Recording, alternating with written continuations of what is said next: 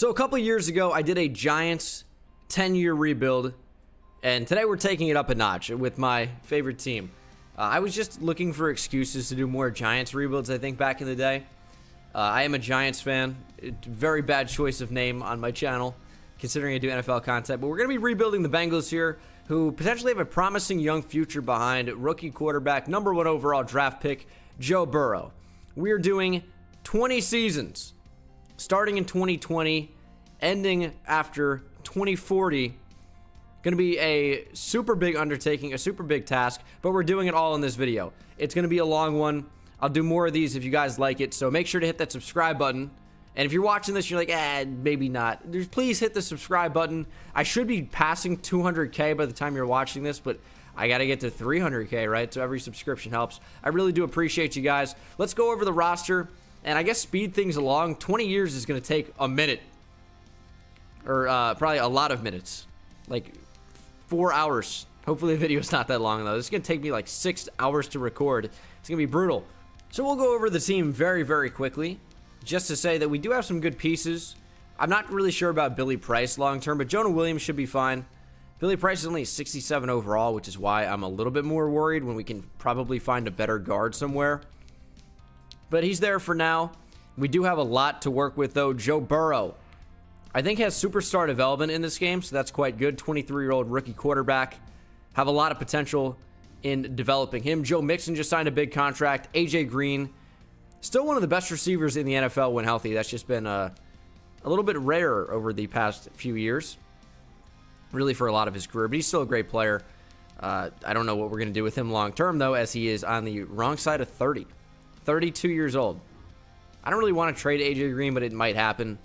Tyler Boyd's in there. Auden Tate I like quite a bit. Probably going to play him over John Ross. Kind of looking like a bust more than anything right now. But Joe Mixon, huge contract. Offense, a lot of potential there. The team also spent a lot of money in free agency to bring in the likes of DJ Reader, Trey Waynes, Mackenzie Alexander, Von Bell.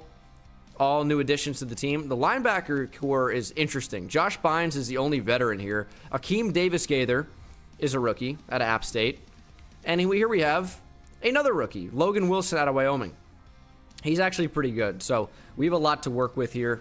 Josh Bynes is, whatever. Jermaine Pratt might end up playing a little bit as well. We could move him outside, and his overall would jump up a little bit more. So maybe Jermaine Pratt is someone we want to use a little bit, but defensive line is clearly the strength of this defense with Carl Lawson, Geno Atkins, DJ Reader, and Carlos Dunlap. Also have Sam Hubbard in there.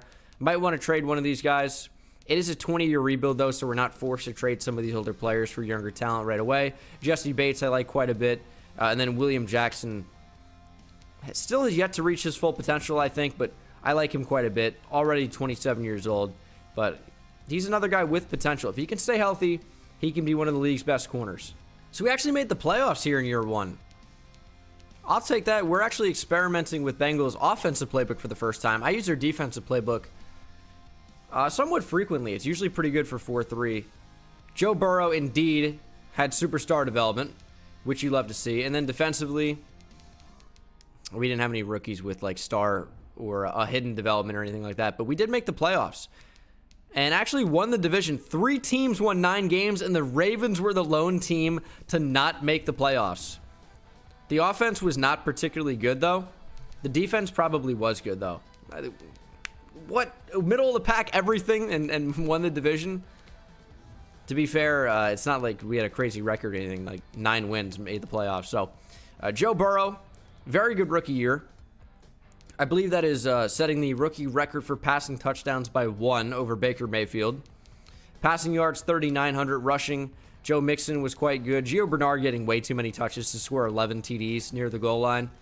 Receiving, AJ Green had a great year, over 1,000 yards and 7 touchdowns. Tyler Boyd, though, with 8 TDs.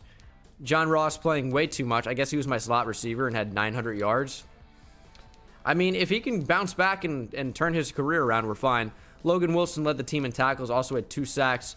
9.5 from Geno Atkins would lead the team, however. 5 picks for William Jackson, 4 for Jesse Bates. But, yeah, this team's just sneaky good, I guess, and managed to make the playoffs. Joe Burrow very likely won AFC Offensive Rookie of the Year as Cam Newton wins MVP. Ryan Tannehill in there at number 2 of the 6-10 Titans. Crazy. What team am I? The Bengals, AFC Offensive Player of the Year, Cam Newton. Joe Burrow at 6. Defensive Player of the Year, Dante Hightower. No, Bengals Offensive Rookie of the Year is Joe Burrow. Show me Logan Wilson. No, not inside number 1. That's Kenneth Murray, but inside the top 3. Logan Wilson at number 3. Akeem Davis-Gaither at number 6. And that would do it for the awards. Can we beat the Chiefs in the wild card? We do, actually. 28-10. And, of course, the Browns are going to be in the playoffs. They're so good in simulation.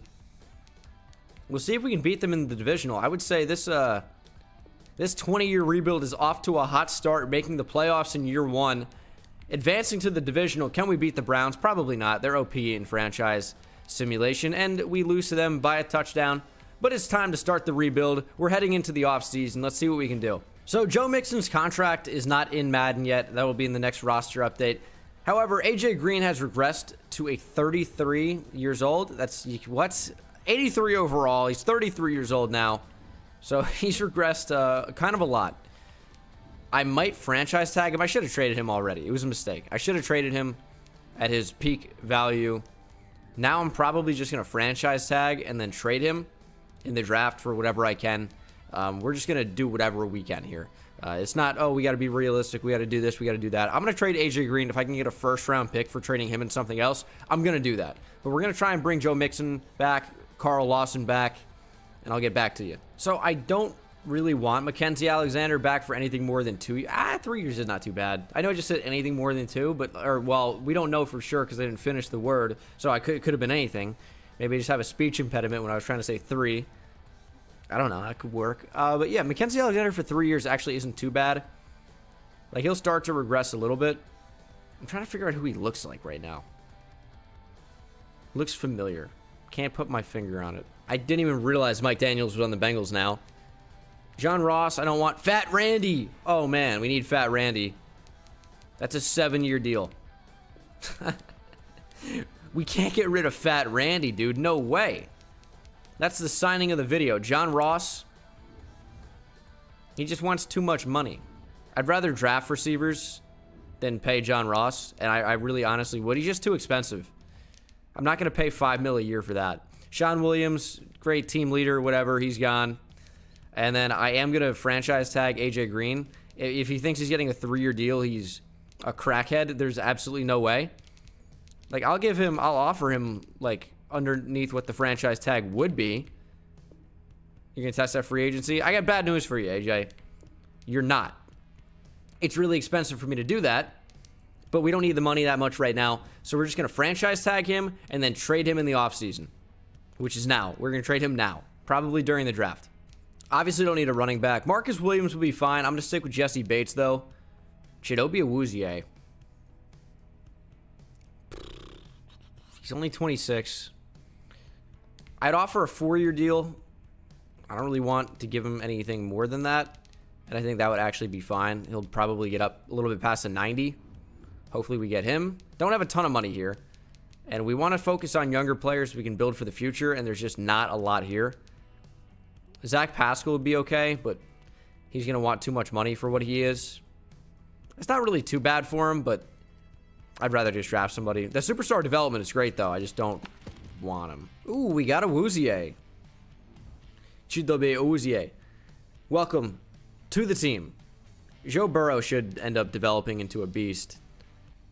Carlos Dunlap's regressing as well. Probably going to have to find a new home for him. He's also 32. I feel like usually in a regular rebuild, I would have traded those guys. But this is a 20-year production here. Akeem Davis-Gaither is up to star development. Okay. Interesting. Jermaine Pratt is going to start at left outside linebacker for us. More than likely, we'll keep Logan Wilson on the inside. Can always move him outside and raise his overall. Of course, I've talked about it many times before, but middle linebacker as well as quarterback is a position where the overalls are stretched a lot to add greater distance between the top and the bottom. So their overall will always go up if you move them over to the outside. But yeah, we have a decent cornerback group now. Can trade some of those guys, and I probably will. But it is time for the draft. Ooh, thoughts on Billy Price?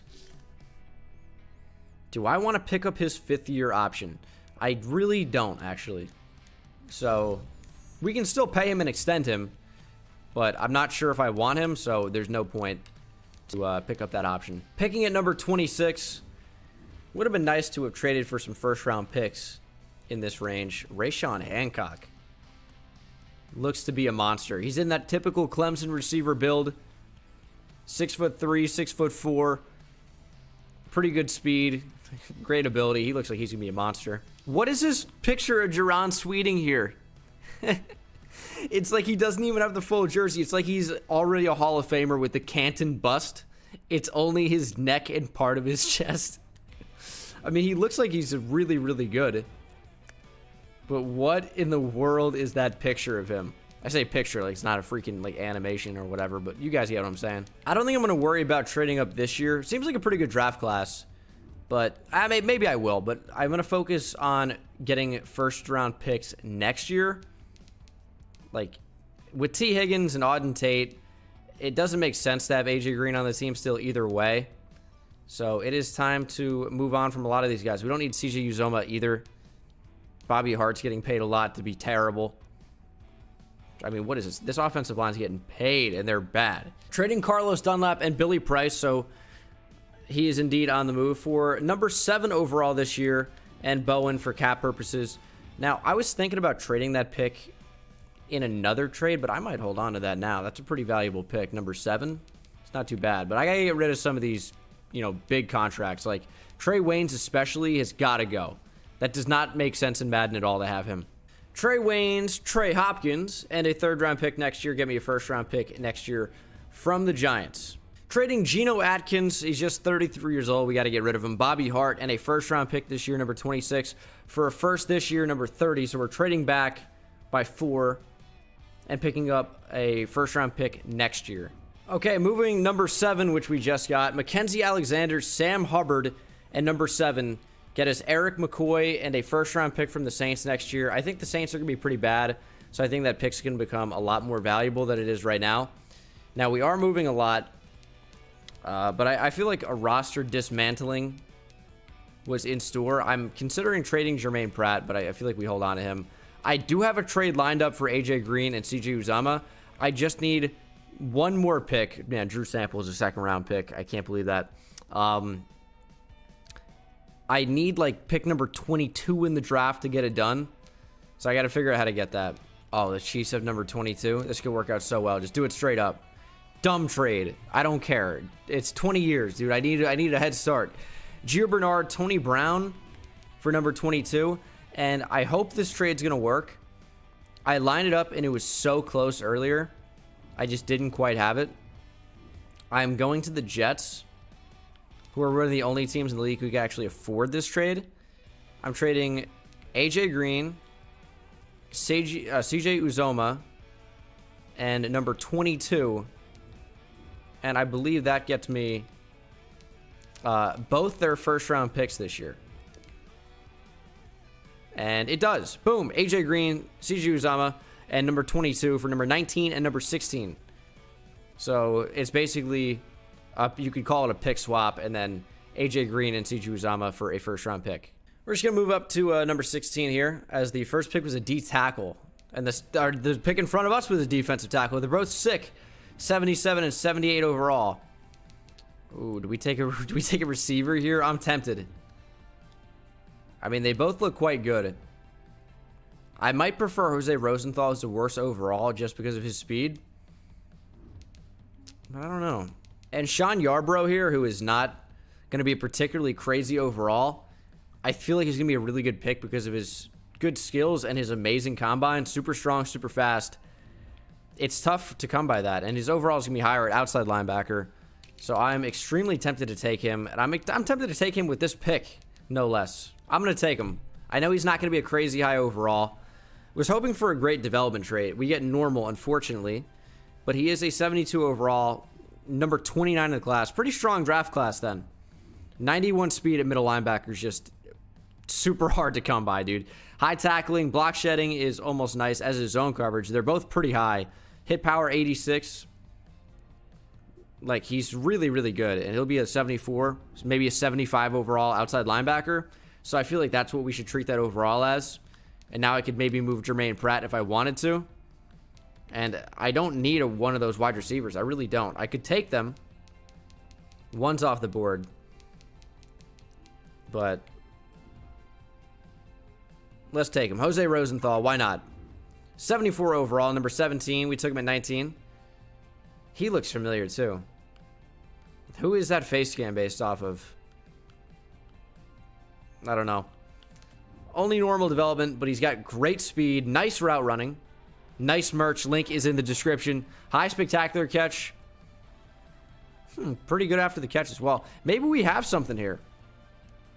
It's like what John Ross should have been. How mad is Joe Mixon going to be? I mean, Joe Mixon's in the long-term future, but Brian Strickland could be as well. He looks really, really good. One of the better running backs I've seen in the draft. And not a crazy combine or anything like that. Not bad, but like not crazy. Pretty solid. I mean, nah, it's a good combine. What am I? I'm crazy. I'm just not seeing a bunch of green. Top skills are amazing. We're going to take a running back here. He is... What is this draft class? The 7th player in the draft at 77 overall. He does have star or better development, by the way. He looks like a monster. I mean, look at his attributes, dude. These are crazy good. And has a possession catch trait. That's interesting. Doesn't really seem like a great receiving back. But that's about as well as you can do for a backup running back. How is the 7th player in the class a 77 overall? That's unreal. That leaves window for, like, maybe an 80 in this class. Maybe even higher. Wild. We'll go Ciante Christmas here. Super fun name. And seems like he'd be okay. I'm going to say maybe a 67 overall. Something in that range. But he's actually a 70. Dude, this draft class is super strong. Number 45 took him at, like, whatever that was. I mean, I guess he could start right away, probably. Trading a 4 this year and next year and a 5th for a 3rd next year from the Bears. I'm not sure that I'll ever see a better draft class than this in Madden 21. Like, it's that crazy good. Because Juan Noble here is number 35 in the class and is a 71 overall middle linebacker. Again, that's going to jump up if I move him to the outside. 89 speed, 86 hit power. Play rec, awareness, zone coverage, everything's really high with him. So a lot of potential there as well. But that's going to do it for the draft. I need to see what some of the top overall picks were in this class, because this class was just unreal. And there is an 80. Eric Rhoden, of course, normal overall, or normal development. Yeah, looks really solid. I'll give him that. Eddie Stanley, pretty high overall as well. What overall was that receiver? Tremaine Hodges, pretty good there in the 2nd. He was a 75. Went just before us. And there's Jaron Sweeting. The tight end out of Bama is a 75 overall. He's got that hidden development. I already know he's going to have that superstar dev. Maybe even higher. Because he already has his picture as the Canton bust. I'm telling you. What is his development here? Star? Ah, whatever. Don't worry about me. I like how DJ Reader over to Khalid Kareem just looks like the evolution of a haircut. Like Khalid Kareem letting it go. And then Rennell Wren. Then DJ Reader. And I guess even Carl Lawson with the buzz. It looks like it scales up to the right there. But this is the team. I should probably just trade Jermaine Pratt and then move Sean Yarbrough over to left outside linebacker. Trading Jermaine Pratt and a 7th for a 1st next year and backup QB for roster size purposes. And we will simulate to the end of season number 2. We missed the playoffs here in year number 2. Finished 8-8. Not exactly where you want to be. 16th best offense. Looks like we're going to change the playbook there. Defense, 18th. We're about middle of the pack again. Joe Burrow, pretty good year for him. Can't hate on that. Rushing, Joe Mixon also was fantastic. Brian Strickland as a rookie wasn't too bad. Receiving, T. Higgins had a phenomenal year. Almost 1,200 yards, 10 TDs. Drew Sample had 9 touchdowns. Wild. Logan Wilson with a very solid year. Tackles for loss, 12 from DJ Reader. Didn't look like we get a lot of pressure on the quarterback. So we're going to need to change up some things a little bit. Interceptions, Jesse Bates had 3. A few guys with 2, including the rookie Sean Yarbrough. Logan Wilson with 2. Darius Phillips with 2, our 3rd string cornerback. Wonder if we'll see Joe Burrow anywhere in here. Not an MVP. No, AFC Offensive Player of the Year at 8. Defensive Player of the Year, Patrick Queen. Offensive Rookie of the Year is Jaron Sweeting. This guy is not going to escape me, man. This tight end who is missing shoulders and arms. He's only playing with a head. He's a robot. That's why they're only showing that part of him.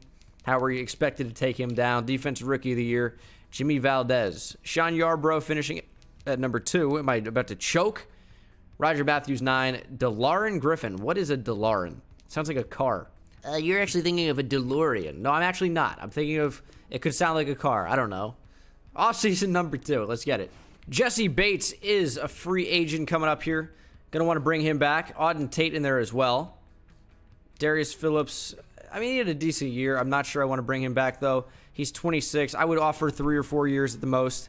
And he's actually going to be super cheap, so I'm going to extend it to 4 years and get him for under 3 a year. I think it's a no-brainer. And then Auden Tate, I do want back. He's going to be pretty expensive, though, since he plays wide receiver. Yeah, $8 million a year. Take that down a little bit by extending it, at least for short term. And then Auden Tate returns. Jesse Bates, we want back as well. Probably a 5-year deal for him. It's going to be a little expensive, but I think he's going to be well worth it. Talented safety, and he is back long-term as well. So we got back everyone that we needed to. We gutted the roster a little bit. That's potentially why we didn't make the playoffs.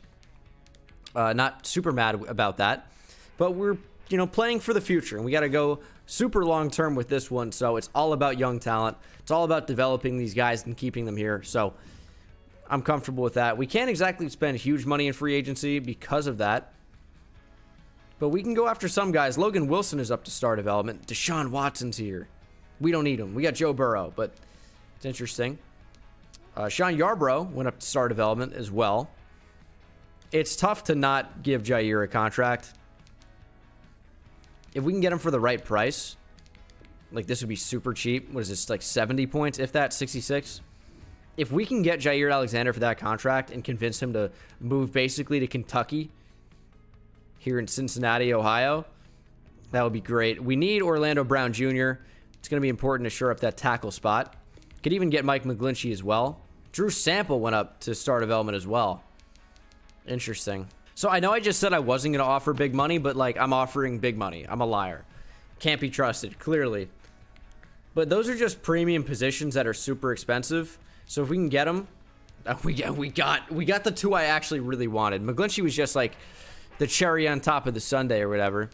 I mean, I wouldn't even want that on a Sunday, honestly. I'm not really a big cherry guy, but Orlando Brown Jr., Jair Alexander, both coming in. Ooh, Strickland had superstar development. I assume he didn't get that. Yeah, he started with superstar. That's interesting. So, not that I would, but it might make some sense to unload Joe Mixon at some point to get rid of his huge salary cap hit and just keep the superstar dev rookie running back behind him. Obviously not going to be a rookie for too much longer. Maybe it's no time at all anymore.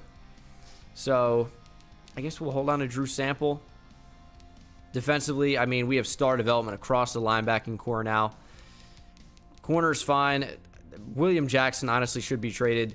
We need upgrades on the defensive line and maybe even safety over Von Bell. Ooh, Isaiah Johnson on the team now. We're looking pretty good, though. Jonah Williams, we'll pick up his 5th-year option before the draft here. We need a big draft. If I knew that the last draft class was going to be unbelievable, maybe I would have had the first-round picks in that one, but obviously, hindsight's 2020. And it's the 2022 draft. So, not exactly going to work.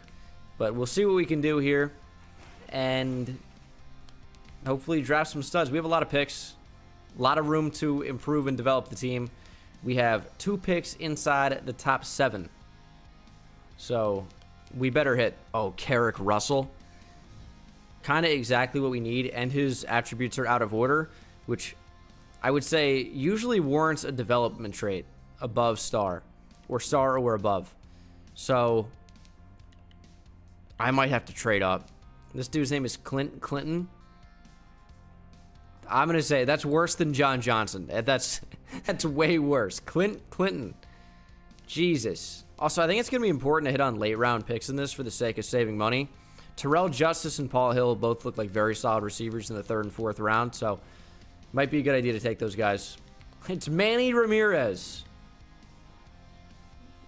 Indian and Red Sox legend there. And Dodger. And like Japanese and Chinese teams. He's played all over. I'm not trading up to number 1. if the Rams take him, they take him. He's a 77 overall. There's another good edge rusher right behind him. So as Clinton goes, but yeah, I have a player I want to take. And while we're maybe missing on a development trade, I don't have to trade picks to move up. It's Tyrell Curtis out of Washington, also an early first-round guy. Seems to be pretty good. Welcome to the team. Yes. Oh, it's another strong draft class. Number 5, and he's a 77. Star or better development. Nice power moves. I see you, Tyrell Curtis. 76 finesse moves, a little low, but he's got great speed, acceleration. Looks to be a very well-rounded, very good player. And there's an 81 overall receiver. What's happening? John Thompson out of Alabama. 81? Good Lord. Number 7. What can we do here? This is probably a trade down spot. I mean, there's no one that I really want. I don't have anyone until number 49 down the board. I don't want them. I don't want any of these guys. I mean, they're good players, don't get me wrong. But these are trade down spots. I'm going to pick up first round picks next year. Okay, so I'm making a big trade here. I'm trading a lot, I get it. But I think we're getting a future 99 overall player in Isaiah Simmons. We're trading number 7 overall, number 13 overall, as well as Eric McCoy. So we are giving a lot of value back to the Cardinals. But at the same time, we're taking a pick that they had at about this spot in real life in 2020. Was Isaiah Simmons number 7? I think he was number 8 overall. I know I could check on the game, but like, I don't know. I can just see here. He was number, drum roll please, 8th overall, as I suspected. And I could get Eric McCoy back if I wanted to. I wonder what the asking price would be and if I'd even want to pay it. It's not like center is too important. I honestly don't think the offensive line is even that important at all. In simulation, it seems like, and this is not always true, but it seems like the offense will play well depending on the playbook, and the players are largely irrelevant, which is super frustrating, but it seems to be the case. We've got a solid team, solid linebacking core. Cornerback group is good. William Jackson might find his way out sooner rather than later, and maybe that would even be involved in a trade to get Eric McCoy back. Von Bell, William Jackson. We wouldn't have to trade both those guys. I don't even know what we would need here. Looks like Von Bell probably straight up for Eric McCoy would get the job done. I thought about getting Budda Baker. He seemed a little bit tougher to acquire. And I wanted Isaiah Simmons. Finally got him in a rebuild. And they don't want Von Bell. Okay, interesting. All right, so we can't get Eric McCoy back. We could probably get somebody else, but the reason that he's so good is because of his age. We're just going to skip ahead to number 22 and see what we can draft there. You know, we can always get him later if we wanted to, or a different center or something like that. So we'll see what's available here. Good running backs. Like, I can tell you Derek Terrell is going to be quite good. Isaiah Foote looks very good as well. I think that Terrell's going to be the better running back of the two. This is Jalen Hurts, by the way, trying as absolutely hard as he can to not be associated with the quarterback now in the Eagles from Oklahoma. Jalen Hurts, he added an E in there. He seems like he's very good.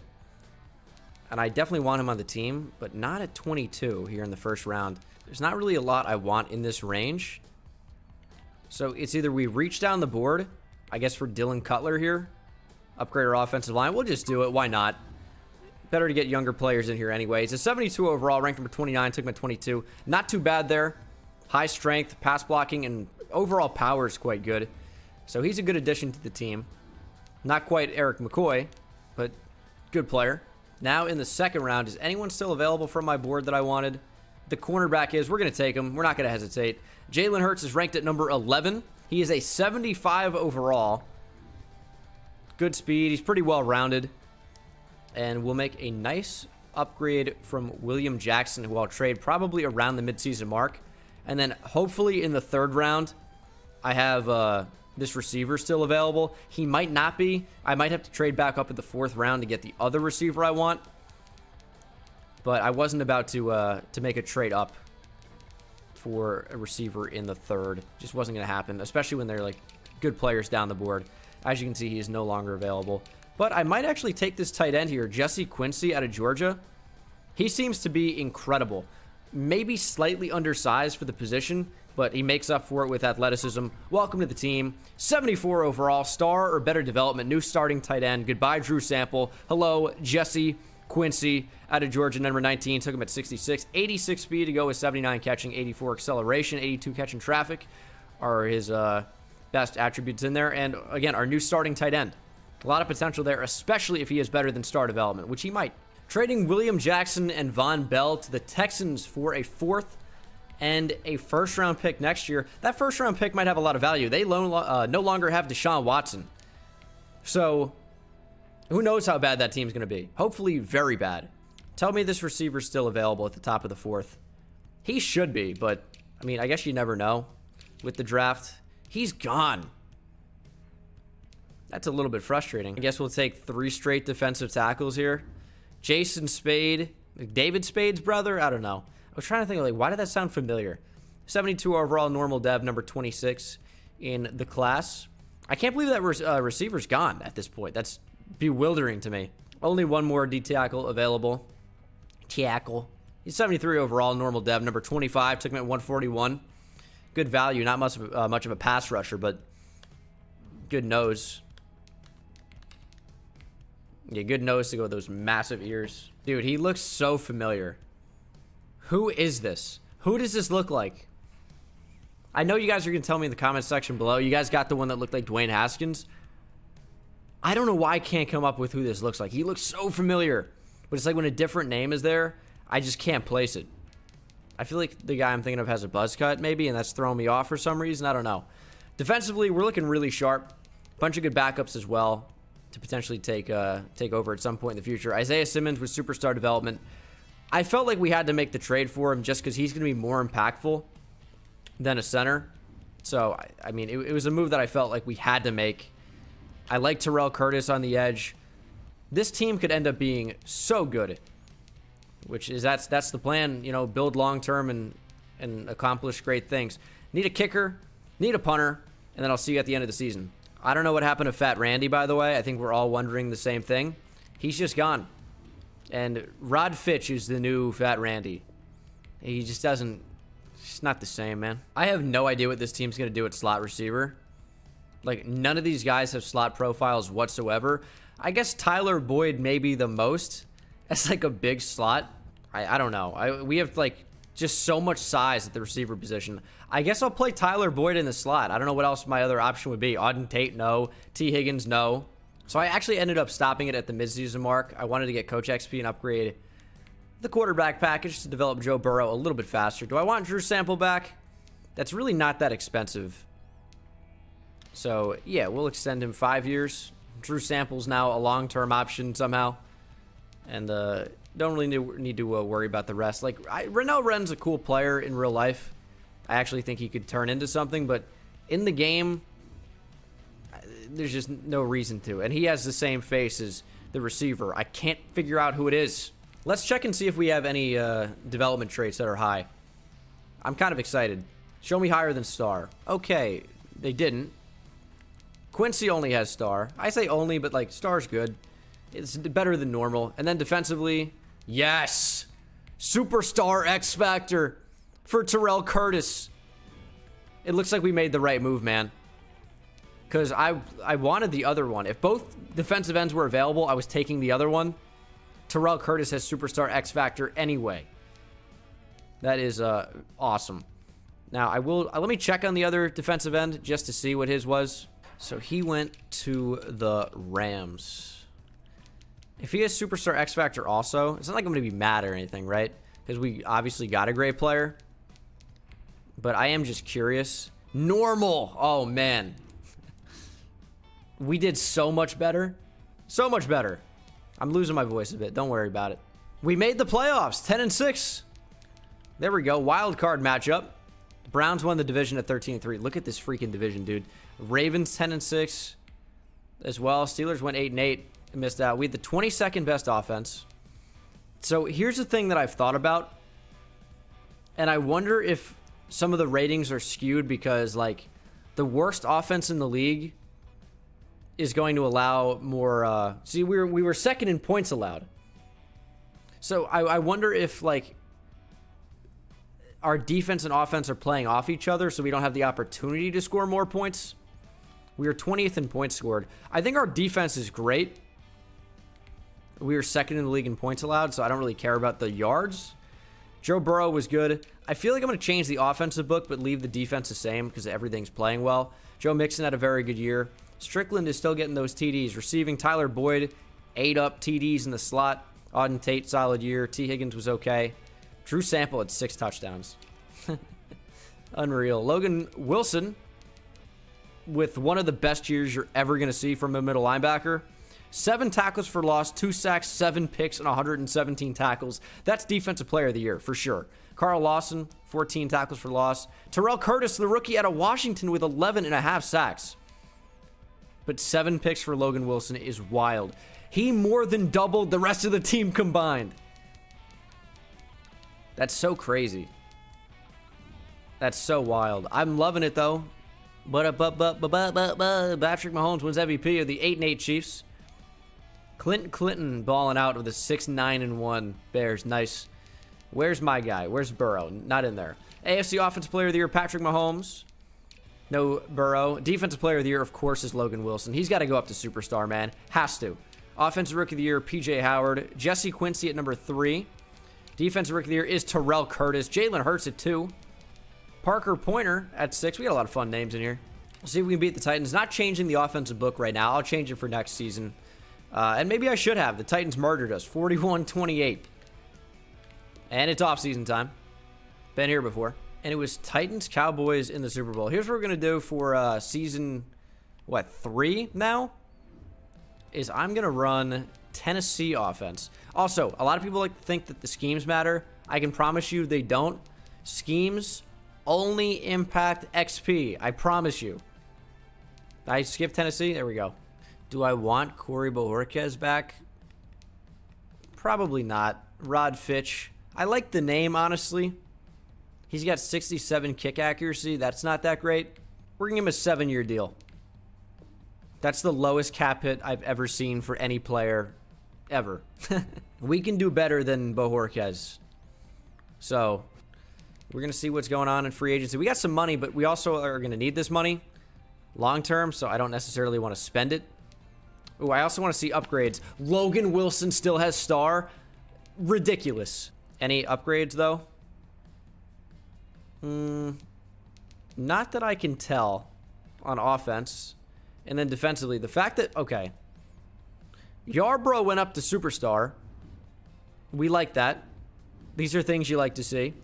But why did Logan Wilson not go up? He won Defensive Player of the Year. What led the NFL in interceptions. Has the biggest ears I've ever seen. Had 7 picks. It goes along with, I mean, like, how does he not get upgraded in development? And now I know, for some ungodly reason, that winning an award doesn't impact development trait, but it should. And they said it was going to, and they still didn't change anything. They being, of course, the dreaded EA. Curtis having Superstar X Factor is pretty awesome, though. He's up to an 85 already before his 2nd season. Things you love to see. What's his finesse moves? 90 now? Whew. Watch out. Brian Burns is here. You guys know I want to sign him. No one's offering, dude. He's expensive, but, like, what if I could get him for, like, nothing? I know it's like, oh, Bengal, do the Brian Burns challenge or rebuild where you don't get Brian Burns. Listen, I haven't gotten him in, like, 50% of them, and he's really good, and no one wants him for some reason, and that's where I come in. Brian Burns rejected our contract. I wasn't willing to pay big-time money. Joe Burrow. Let's see. Do we want him back? Yeah, probably. I think that's probably a good idea. Isaiah Simmons, we're also going to pick up his 5th-year option as a former first-round pick. That's a no-brainer. NFL draft time. We have the number 1 overall pick. Who is that from? Don't know. I don't even know if I'll take this pick either. Haven't looked at the draft class. Maybe there's some beasts in here. At some point, we'll have to consider getting a new quarterback. However, that time is not now. Rashad Durham looks like he could be great. A power back with 4.49 speed. We'll look into it. Oh, look at the centers. I've never seen a more beautiful sight. Whoa, whoa, whoa. Colby Landry, 4.9, 640, 37 reps. He looks like the best center I've ever seen. Book it. Mark it down. He's drafted. Oh, a baller? Nathan Newberry? If you guys have seen the Teespring, my merch store, I actually have new merch for someone that skips the combine, and he's an early first rounder. I might have to draft him for sure. Yeah. Said Roger Goodell, up yours. I'm not doing your damn combine. Dude, I wish I had that in already. I've already ordered it. It's coming in. Got the combine with the slash through it. Check it out. You can get it. I think it's reasonably priced. Here's the thing, though, is that I feel like we can just get better value down the board. As much as I want to draft the baller, it's a first-round guy that I just don't really want to spend a first-round pick on. We need to find value later in the draft. That's how we save money. It doesn't really appear to be that strong of a class. We pick at 1, 6, and 19. I'm not taking number 1. I'm probably not even taking number 6. Oh, they do have Deshaun Watson. I thought they got rid of him. It said their top need was quarterback. Did they sign him back in free agency? I mean, they were the worst team in the league. That's where our number 1 overall pick came from. So I don't know. Trading number 1 overall for number 34, number 66, and a first-round pick next year from the Panthers. I just don't want number 1 overall or the cap hit associated with that pick, to be honest. We got to think about money, as boring as it is. We just have to think about it. And then I'm trading number 6 overall as well. Probably for maybe a first this year or next year, and then mid-round picks this year. Trading number 6 overall, Darius Phillips, 4th string corner. Don't need him, 27 years old, and a 7th for number 39 and a first-round pick from the Jags next year. So we are moving down all the way to 19. But we just don't need those higher picks, again, or the cap hit associated with them. So this makes a lot more sense for us, especially when our team is as strong as it's starting to be. Javon Fisher. Looks solid. Maybe not who I want here at number 19, though. It's going to be Colby Landry. I want the center, man. I'll take him at 19. He looks too good to pass up. He's number 17 in the class. We took him at 19. He's a 73 overall. Only normal development. Run blocking is a bit lower, but that's it. Like, his abilities are awesome. His strength and speed, awesome. Very, very good center. A shame we don't have star development or higher on him, but really, really good player nonetheless. Now, there's a chance we could have got him and the defensive end, but I didn't really need the defensive end that badly, so I wasn't really going to stress about it. We have 3 second-round picks. If I check my draft board here, we have a lot of guys in the 4th that I want, who I'll probably end up taking like in the 2nd and 3rd range, just to make sure I get them. And I think I'm going to take Rashad Durham here, and then trade number 7 in the 2nd round, and then maybe pick at 19. But Rashad Durham, again, looks just too good to pass up, so we're going to take him. 77 overall, number 1 in the class. Only normal development, but a good player nonetheless. 92 speed, 85 trucking coming out of the draft. Really good. I know we don't need running backs that badly right now, or like at all, but again, just too good of a player to pass up. He was the number 1 overall player. Trading number 39 and a 2nd rounder next year for a 1st rounder next year from the Vikings. Just didn't want the pick, and I think getting 1st rounders next year is like never not going to be the move, because we can just keep doing that and only take the picks when we need them. On the draft board, who is the highest priority here? Probably the offensive line. Probably the offensive line. And they're both late 1st round guys. Ronnie Hatcher, mid 1st rounder. I think he's going to be the highest of the bunch. Late. I think he's going to be late as well. So it's Ronnie Hatcher's the number 1 player. Still available for me on my draft board. I guess we'll just take him now and see where the centers are. 72 overall normal dev. 18 in the class. Took him at 51. Actually pretty good, man. High block shed, power moves, speed, strength. Not bad. Center's still available. We're going to take him here. Blair Franklin, number 22, took him at 66, 72 overall, normal dev. Another pretty good offensive line prospect, to be honest. Liked him quite a bit. Missed out on the guard, but we can get another defensive tackle, probably even 2. Ooh, number 23 in the class, but has star or better development. Nathan Jones, okay. Doesn't rush the passer at all. This is a nose tackle. No speed. This is a block shedding nose tackle. Run stuffer. That's all he can do. Not thrilled with that, but he does have a good development trait. He'll be good. Actually, as a backup defensive tackle, he'll be great in goal line situations where he comes in and plays. So, actually, not too bad. And then Tim Smith. What do you say? 72, normal, number 21, took him at 115. A little bit more of a pass rusher than the last fella.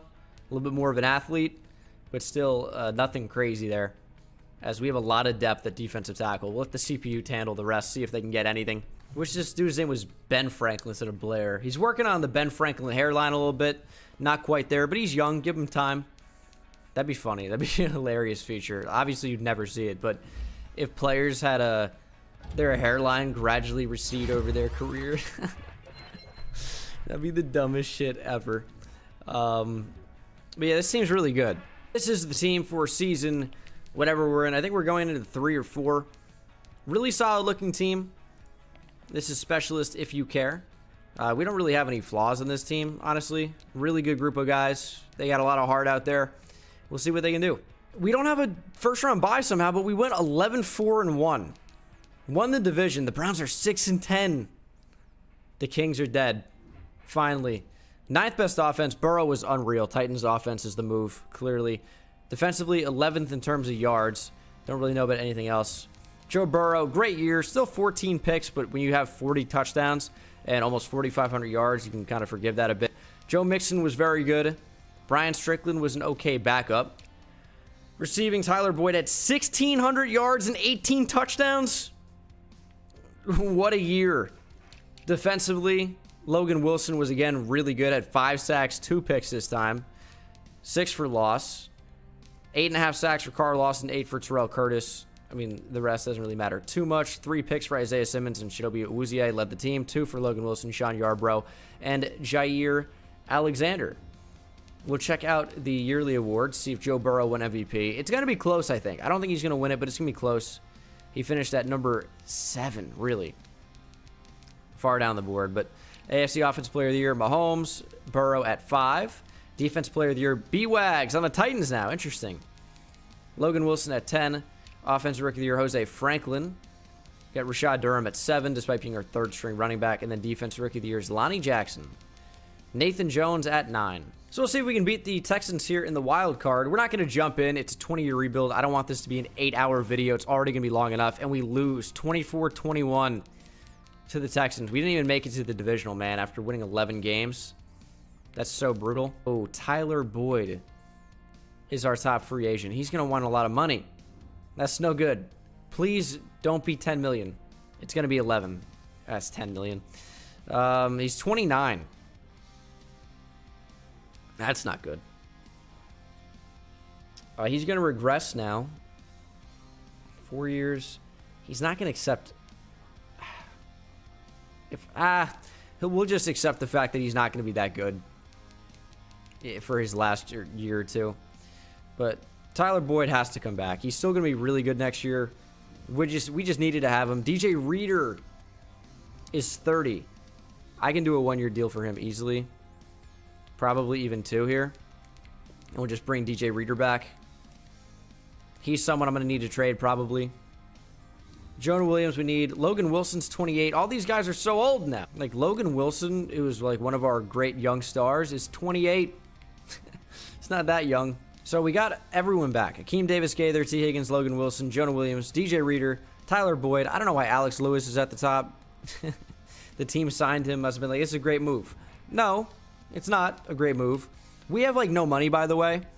We're running a little bit low. We're not into the negative, but we have under 10 mil, which is when you start to get into the danger zone, especially with a Joe Burrow contract extension coming up. So we really just can't sign anybody. A lot of old guys in here too that we don't really need, so that's good at least. Oh, Joe Burrow, superstar X Factor now. For what reason? He's got Truz. I don't want that. QB of the year. All right, there you go, Burrow. Love to see that from Joey B. Things are running a little bit slow right now, which I don't exactly love. Any development trait upgrades on defense? Yarbrough is up to superstar X Factor. Why is Sean Yarbrough getting upgraded so much? This is wild. He got shut down as a linebacker? Hey, I'll take it. And then you see that defensive tackle down there. I might need to restart the game. It's running laggy as hell. Nathan Jones has superstar. So that's fun. He had it when we drafted him. That's wild. 5th year option. Yeah, Sean Yarbrough can get picked up. He's just randomly a superstar X Factor now. So I think so. I don't know what it's going to mean for our cap picking up all these. Jose Rosenthal? No. You know why? Because he's Jose Rosenthal. I don't even remember. Is that a receiver on the team? I don't have any idea. Or maybe I have a very, very slight clue. I think he's maybe a receiver. Maybe. I don't know. NFL draft time. We also have the #1 overall pick again. I don't know how that keeps happening. Brandon Pamphile looks sick. He looks so good. Am I going to totally go off script and take a safety that we don't need #1 overall? I really want to. It's the dumbest thing I could do. But I don't know. I have, what, 17 more years to correct that mistake? 4.39 40 at middle linebacker? What are we talking about? 4.39 speed. You're 6'3", 240. You shouldn't be able to run that fast. All right. Listen. I'm taking some players. John Wheaton doesn't even have a picture. Don't worry about it. We're going to... wow. Attributes out of order. Damn. There's a lot of players I should take here in this draft. Like Taj Robb out of Texas. Ooh. I'm doing it. I'm taking him at #1 overall. I know it's a safety at #1. Screw logic for a second, dude. We're taking him.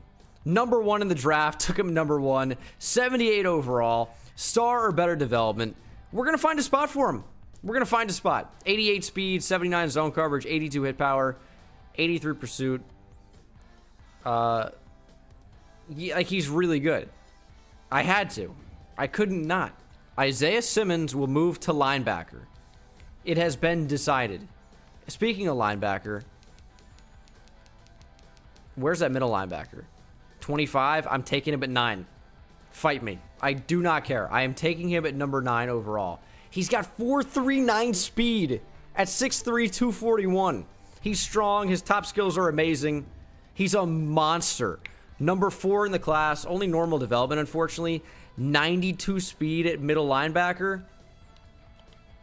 This is the perfect guy to, sit underneath Logan Wilson for a year and just develop. He's unreal. I don't know if they boosted draft classes in some type of tuning update, but like, these draft classes have all been amazing, and I'm quite pleased with it. Akeem Davis-Gaither and Keontae Christmas is going to get me first-round pick from the Bucs next year, and I'm just continuing the same strategy that's been killer for us so far. I'm also going to trade... I'll probably keep 24 and trade 26 just so I don't, risk missing out on a guy by a little bit. Who could be bad? The Rams are sometimes really awful in Sim. Do they have a quarterback? Jared Goff, so no. We'll swap. We'll swap. So we didn't really need to keep 24 instead, but I'm going to just take Braden Payton here. 76 overall, #7 in the class. Took him at 24. He's a center, but he's actually got good strength, good run blocking. His blocking's great. Speed maybe lets you down slightly, so we might have to keep him at center instead of moving him to guard or something like that. Trading a 3 and a 4 this year and a 4 next year for a 2 next year from the Dallas Cowboys. Just, continuing our trend of trading down or trading around for higher picks and things like that. All right, who did I say I was going to trade? Carl Lawson. He's 29. I probably should think about it. But I definitely said DJ Reader, who's 30. I got to move some guys around. Bassey, I'm content with being a backup. Isaiah Simmons is moving to linebacker. I mean, if you've heard anything about him in the draft over the past year or so, if you watch him at Clemson, he's the most versatile player in the draft. And I think he's actually wearing 48 in real life. It might be taken here. It's not. All right. It looks disgusting, but we'll change it as he moves to linebacker. Yeah, I mean, Simmons played mainly linebacker, but, did a lot of safety as well. Played on the edge, played slot corner. I mean, there's pretty much nothing he can't do and couldn't do. He's a little bit of a worse overall, 91 down to an 88, but I think it's going to be the move. Jesse Bates is going to move over to... Actually, we'll keep Jesse Bates a free safety. I don't know why I would mess with a good thing. We'll move over the drafted safety. And yeah, I can't believe I took a free safety. Tyler Boyd, superstar dev, by the way. I can't believe I took a safety at #1. This might be the only time I've ever done this in franchise history because I don't agree with it. But we're going to move him over to strong safety. Hope he makes an impact. All right, what am I trying to trade for here? Probably... I mean, edges are so expensive. I think cornerback's fine. It's just like DJ Reader, really, who I want to get rid of because he's 30 and he's regressing. But maybe not. Maybe we'll just keep him and then trade him. I think I signed him for, what, 2 years? We'll just keep it as it is. Playoff time, we missed him. Okay, cool. 7-7-2. First offense in the league. Where was the defense? 30th? How? How is that possible? Joe Burrow, good year. I mean, really good year. Again, Joe Mixon was phenomenal. Averaged almost 6 per carry receiving. Jesse Quincy had 1,100 yards at tight end on 113 catches, 9 touchdowns. T. Higgins over 1,100 yards, 11 touchdowns. Tyler Boyd was not in the slot. So that's why his numbers weren't crazy. Sean Yarbrough with a really good year. Sacks, 8 from Tyrell Curtis led the team, not that many. We didn't have, like, any interceptions from the team.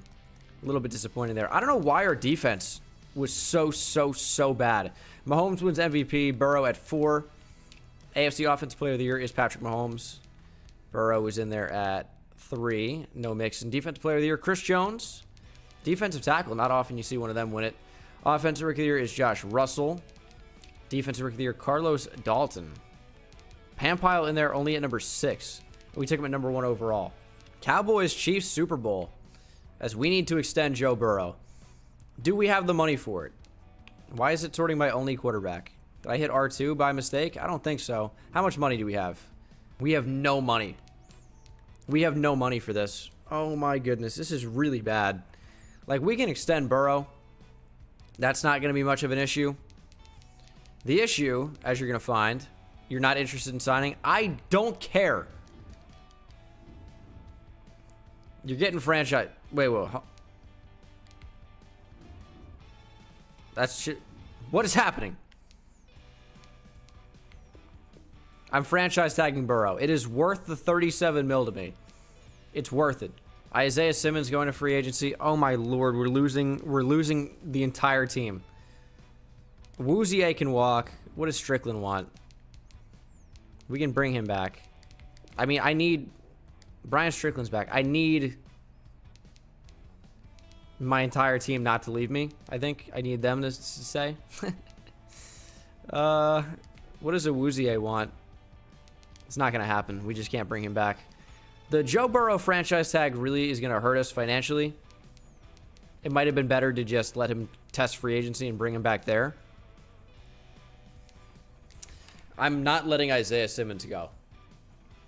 Whatever it takes. $4.62 million. Whatever it takes. DJ Reader and probably Carl Lawson got to go. We have $22.6 million in cap room. What's going on? Maybe that'll fix. Maybe it's accounting for future picks coming up. Reader's got to go. Carl Lawson is 30 now. He's just probably got to go as well. If we can find a team that can afford it, and it seems like a lot can, we're going to make a move happen. Jerry Jeudy would be cool. I don't think this is going to be a thing we can do, though. Maybe we could, actually. Let me just look at free agency and see what our actual cap room is, whether it's 4 mil or 22. I'm telling you, I will give Isaiah Simmons whatever he wants. It is only 4 mil. Okay, massive trade. DJ Reader, Carl Lawson, and Cutler, backup center, on the move to Denver for a first-round pick and a second-round pick next year. Both next year. Just want to clarify that. That should free up some cap space to sign Isaiah Simmons. It does. Right now, our offer is not a lot. It's only like 30 points. But we need Isaiah Simmons. That's the bottom line. Because Gene Dangus said so. All right, we got Isaiah Simmons back. So it cost us getting rid of DJ Reader and Carl Lawson to do it. Joe Mixon, superstar X Factor. I'm telling you, Tyler Boyd is close to being on the move. He's 30. I mean, it's getting to be about that time. Auden Tate is 28, which isn't great. But I hesitate to trade him because he's one of the best receivers we have on the team. Like, T. Higgins is quite good as well. I guess we don't really need Auden Tate as much as I like him. We don't really need him. I kept Strickland. He's good trade value. Also, like, Joe Mixon is getting paid a ton, but he's still such a high overall. It's like I just can't really move on from him. The tight end is becoming a monster. And then defensively, Pamphile had a superstar X Factor. Or at least he got it. No, he had it. So it paid off taking him at number 1 overall, I guess. Got Isaiah Simmons back. Logan Wilson is going to start to regress, if I'm not mistaken. Yeah, that's no good. Good thing we have Bassey behind him, who will take over. Or Isaiah Simmons will. But I think Isaiah Simmons makes more sense at outside linebacker due to his speed and his ability to rush the passer a little bit, even with that great zone coverage. Simmons is just such a monster. Jones, our new starting D-tackle. We need an edge rusher pretty badly. That'll happen in the draft. We need another corner. Corner's not bad, but we probably could use another one. Tyrell Curtis. He brought almost no value to the team. What do you mean? Wrong. Wrong answer. Assistant GM. Here's the deal. You're fired. No value to the team. Do you want us to lose? What do you mean no value? Idiot. We're picking at number 9 overall and 14 and 17. Just see what's here. We don't have to think about quarterback right now, but it's never a bad idea to look to the future, even though Joe Burrow is the future still. He's our current, he's our future, he's our everything. There goes the guy I wanted to take, and it actually is fitting because he has the Dwayne Haskins type face scan. He's headed to football team. See if he ends up being good on football team. I just wasn't prepared to trade up to number 6. If he went another pick, maybe I would have done something, but I just wasn't going to trade up. In this pick, like, Kendall Callaway would be somebody who's, like, quite good and probably would be a decent corner.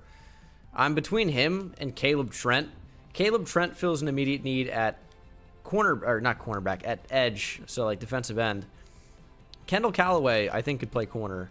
There's a corner down here, Daniel Middleton, who looks quite good as well. I think we'll go Caleb Trent here at number 9. And that was probably a good decision. He's the number 1 overall player in the entire class. Only normal development. But, I mean, you can't hate on this. 89 power moves coming out. 89 power moves coming out. 82 speed, 84 strength. Nice play rec. Nice play rec. Strength is super high to go with those power moves. Tackling. Damn, Caleb Trent is a monster. Only 21 years old as well. He won't regress for 8 seasons. Think about that. That's wild. Do we go with this corner here? Daniel Middleton. Let's do it. 4.34 speed. Ooh, number 11 in the class. We took him at 14. Star or better development. New starting corner. High speed. Coverage isn't great. Catching is nice. So is awareness. Ooh, there goes Randy Chason. Well, I'm taking a receiver. Good thing it wasn't one of either of those guys. I'm between Brendan Wilkerson and Clifton Patton. I like both these guys. They both can fly. 4.26 speed versus 4.26 speed. This guy's only 5'9". A little bit more agile. I think would fit in the slot really well, but I think Brendan Wilkerson would as well. And he's 6 foot tall. I mean, it's a roll of the dice here. Which one do I want? Can't get both of them. So who looks slightly better? We'll go with the higher combine grade and the guy who's bigger. 74 overall, ranked number 17. That's exactly where we took him. Only normal development. 97 speed. Looks very good. It could be a receiver of the future for us, but I'll be left wondering what the other receiver is. 74. He went to the Giants. I'll remember that. We'll check his development trait. I'm curious.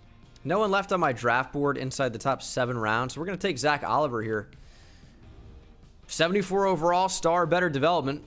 Backup QB. Could end up being a monster. 94 throw power. 79 speed.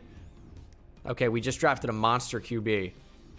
And he has no space on the team at all. Trading a 2 and a 3 this year and a 2 next year for a first from the Seahawks. Hopefully they regress a little bit and that pick holds a little bit more value. But that's pretty much going to do it for the draft. I'll take one more pick if my player is available. And then I will see you guys for the start of the next season. Lars Taylor, welcome to the team. 75 overall. Number 9 in the class. Took him at 145. High strength and block shed again. Not really much of a pass rusher. Did I make the right decision? Didn't matter. It looks like I did. I think I got, what, +1 higher overall. And they both have normal dev, so I'll take that. Our defense is down to 85 overall, which I don't love. I tried to trade Joe Mixon. I'm not even going to lie to you. I tried to trade him. He holds no value. If you saw the player I was trying to get, you'd understand it. We were close, but just couldn't quite do it. Middleton, again, I feel like we need to start him. based on that dev trait. Might as well. And we'll play him in the nickel. Oh, maybe that's why our defense was so bad. They wanted Isaiah Simmons to rush the passer? No. Caleb Trent looking more like a rush DT here. I just can't really have that happen. It's going to have to be Spade and Hatcher. I cannot have Isaiah Simmons as a rush end. It just can't happen. And in order to avoid that in the future, I think I'll probably move him to middle linebacker. As... Nah, you know what? Maybe I could have Matt Bassey rush the passer. I mean, he's not good at it. No, it's going to be Caleb Trent with his power moves at 89. I don't care about the overall. So you've seen the team for season number whatever. It's 2025. And we will hop to the playoffs. I think we should make them. Now that we have Isaiah Simmons playing off the ball. Ooh, I didn't make him my sub linebacker. Probably should do that. 4-2. That's the difference. We would have been undefeated. Joe Mixon is an impending free agent. Do I want Joe Mixon back? He's cheaper, right? But is it worth it? I don't know if it's worth it. It might be like a tag and trade situation. Running back's just not that valuable. I mean, if we pay him, like, I don't really want him. I don't really want him long term. I would do like 3 years and up the money a little bit. He wants more money and more time. We'll consider it. Joe Burrow, we need back long term. We'll do 5 years and see where he is at that point. Like, this is super expensive, but he's a quarterback in his prime now. He's a 94 overall. We can't not have him. Do we need Jalen Hurts back? I can't really pay him that much. Like, I get that it's not a lot, but we have so many superstars on our team that we're going to need to pay that are more impactful to the team, and I feel like we can just draft those guys who are like about 80 overall that can improve for us. Tyler Boyd, again, like, he's getting close to being traded. He's going to drop down to like an 88, and I feel like that's when we should make a move and trade him. He's really good, obviously. I'm aware of that. I want to know Oliver's development trait as well. How has he played in so many snaps? As a holder, I guess? Probably. Middleton only has star. A bit of a letdown there. Logan Wilson's going to have to get traded as well. We didn't make the playoffs again. 8-8. I don't know why that is. Amazing offense. What's going on with the defense? 17th. Show me the points allowed. Points scored was 6th. Points allowed 26th. Unbelievable. Joe Burrow was, again, unbelievable. Joe Mixon had a very good year. I don't know if he had a 7 mil per year good year, though. It might be time for Brian Strickland to take over. He's 27, man. He's very good, though. And he wouldn't be as expensive. Tyler Boyd, it's tough to trade that. You know, like 15 touchdowns and 1,400 yards. But I feel like we have to. Sean Yarbrough, great year. Sacks, didn't get a ton of pressure, but Curtis had 8. Trent, the rookie, had 6. 3 picks for Yarbrough, and Logan Wilson led the team. As far as awards go, Cliff Kingsbury is with the Ravens now, by the way. Mahomes wins another MVP. Burrow at 2. So he's working up the list. Baker Mayfield's on the Giants now. Interesting. AFC Offensive Player of the Year, Mahomes. Burrow at 3. Defensive Player of the Year, Miles Jack. Offensive Rookie of the Year, Randy Chason.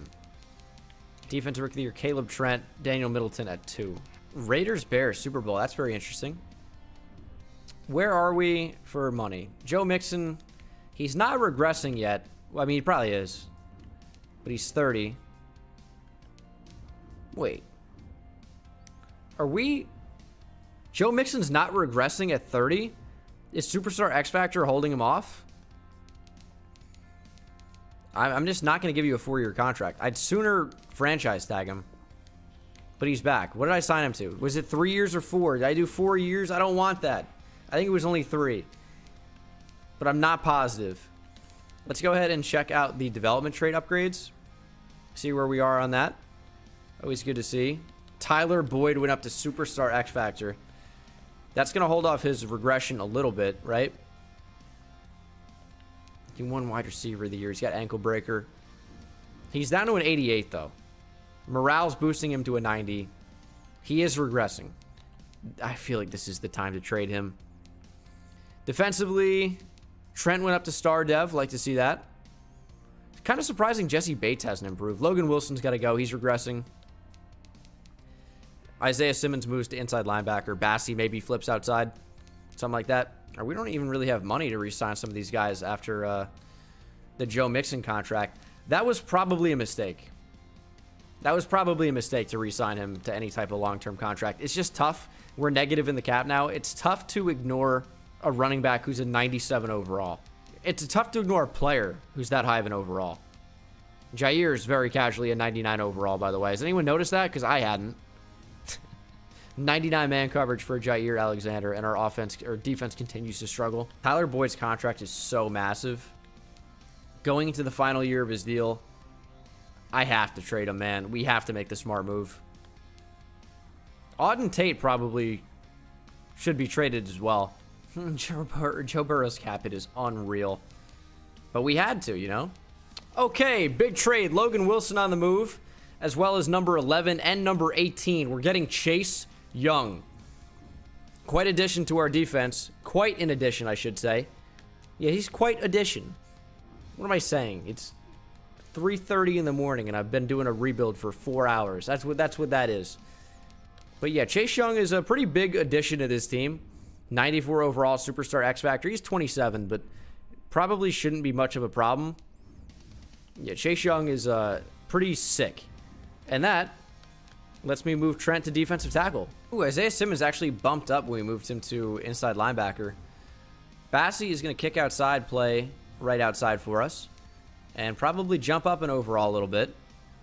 So this is overall a great move for our defensive overall. So we should probably boost Caleb Trent's block shedding now that he's playing defensive tackle. So run stopper is going to be a super important thing to upgrade, and we don't even get block shed. Sick, dude. Sick. What is my rookie's development trait? Oh, he does have superstar. We drafted a stud quarterback we can't even use. And it's not going to be an Aaron Rodgers situation. I'm going to try and trade this guy. I know this seems like a crazy, stupid trade. I'm trading Tyler Boyd for Julian Taylor, who is only a 78 overall. However, he's 23. He is star development, and he's going to be the third receiver on our team.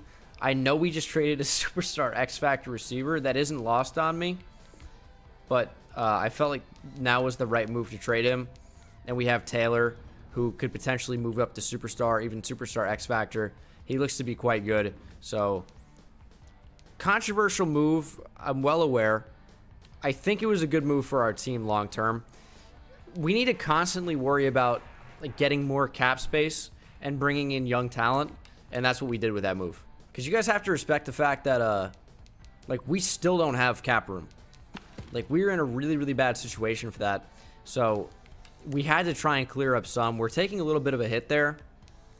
I think it will help us long term. We have to think long term. It's a 20-year rebuild. Colby Landry, of course. He plays on the team. Yeah, we'll keep him around. He is a player on the team, like without question. You have to say that about him. He definitely is on the team for sure. NFL draft time. We're number 13. I don't think we're going to move up at all. I mean, we got a cornerback in this class whose name is Bullet. It's not spelled correctly, like Bullet, but I mean, that's marketing right there. Faster than speeding bullet. So much potential. Simulating to number 13. We'll see what's available here. There's a quarterback that I actually liked. There he is, Zach Stanley. I'm going to take him. Looks way too good to pass up. Looks unreal. So we're taking him. 74 overall. Only normal development.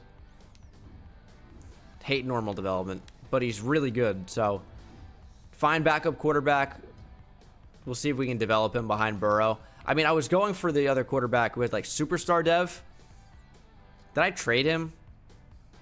I don't think I did. I think he's still on the team, actually. I was thinking about it. I was really close to trading him. I don't think I did, though. So, I guess we still have him. Patrick Rhodes, we're going to take here out of Bama. 72 overall normal, number 20. That just shows you how stacked some of the previous draft classes were. This one clearly not a stacked draft class. but decent player, not anything crazy. Draft board going with a tackle here in the third. He is Kevin Short. 71 overall, but star or better development. Okay, some potential there. We're paying Jonah Williams and Orlando Brown Jr. a lot, so he could be a better cheap option long term. And there's a corner in the fourth. Andrew Taylor, 71 overall, number 32. Last player in the first round. We took him at 114. Special teamer. CPU drafted. Oh, that's, never mind. That's the tackle we drafted. Joe Mixon has got to go at some point. He's got to go. I mean, Joe Burrow. I like him, right? He's getting paid 30 mil. I can't trade Joe Burrow, but I sure would like to. Just because we have Oliver behind him now. He's got a do-rag. He's ready to play. I mean, we got a guy there, right? And other than that, team looks really good. Just got to make sure Isaiah Simmons is not our rush. And Chase Young and Curtis take care of that. This team is actually really, really good. Love it. Simulating now to the playoffs. I think this should be a playoff team. I changed to Indianapolis defense playbook. We'll see if that ends up making a difference. Otherwise, we'll go back to Cincinnati. I think the fact that Isaiah Simmons was playing on the line instead of off the ball hurt us in the previous season. Not sure what the reason for missing it was last year. Or was it last year? I don't know. They're starting to run together a bit. We got a first-round bye. After a 48-48 tie in Week 17, we went 13-2-1, so the change was worthwhile. First offense in the league. Show me first defense. Second defense, I'll take it. Looks like this was the move. Joe Burrow, dominated. Joe Mixon was very good again. Although, I think it's time for him to go.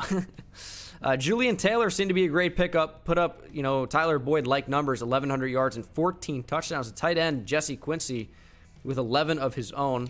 Defensively, Isaiah Simmons with an Isaiah Simmons type year, getting tackles for loss, sacks, and picks.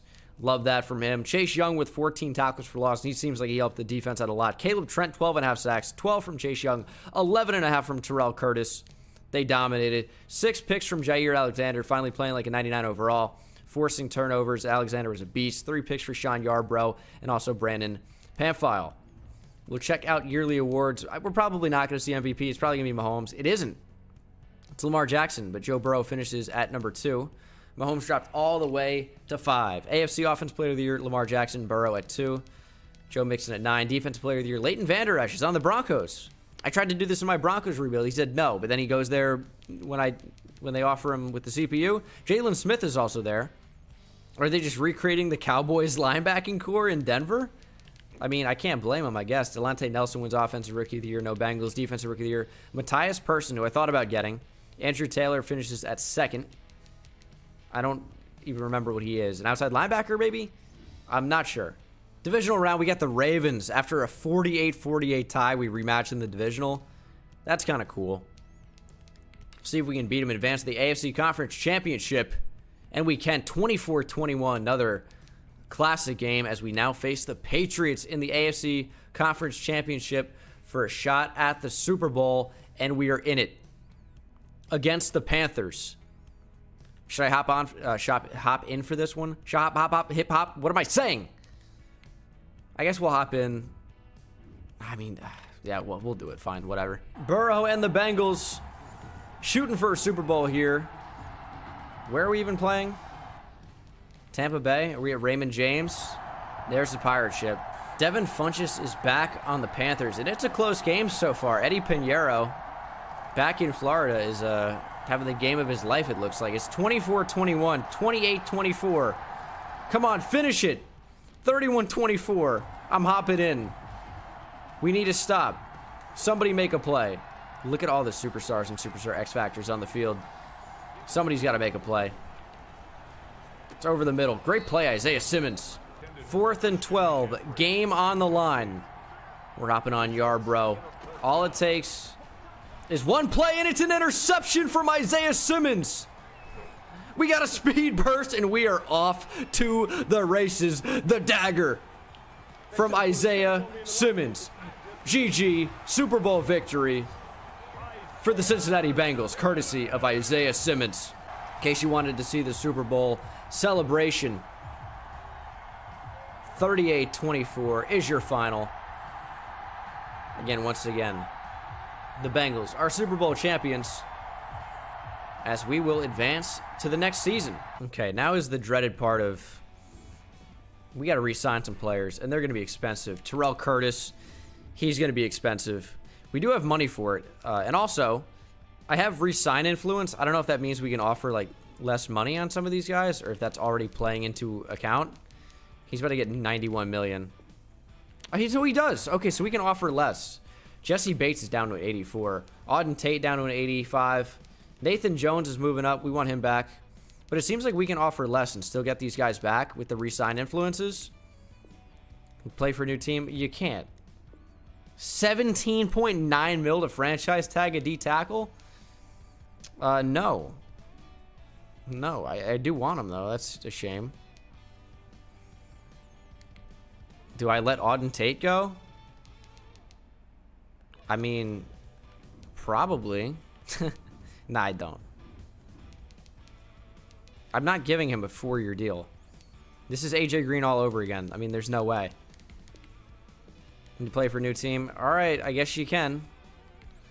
Jesse Bates, he's fairly cheap at least, but he's regressing pretty quickly. I can't bring Jesse Bates back. I might franchise tag Jones. Actually, let's not get crazy. We're just going to deal with it in free agency. We're losing a lot of big players, but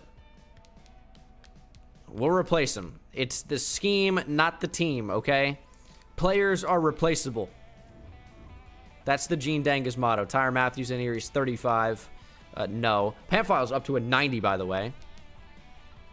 Colt Strickland. Now, if that doesn't sound like a linebacker or a QB from Texas, I don't know what does. It's going to be D-line, free agency influence. Probably do O-line at some point as well. Wide receiver doesn't come into a play. We'll do DB. We'll do linebacker. And then we're good. Now, I'm not sure if that gives us more points. It boosts us up. So we get more points for the same contract. And we're going to boost out Nathan Jones. I think it's going to be mainly bonus loaded. 107 total points should be enough to get him. Actually, I don't really need Auden Tate. With T. Higgins and Julian Taylor, we just really don't need him. Short is going to be our new starting left guard. For sure. Actually, he's not. Because Jonah Williams probably profiles better as a guard. And that was thought of maybe a position change. Actually, no, I'm talking out of my ass. I'm not actually, because that's true. But Kevin Short goes up in overall when we boost him to left guard. So Kevin Short moves to left guard. All right, we got Jones back. We can't split up this Super Bowl defense. We can lose Auden Tate. Who else did I lose? Some guys, probably.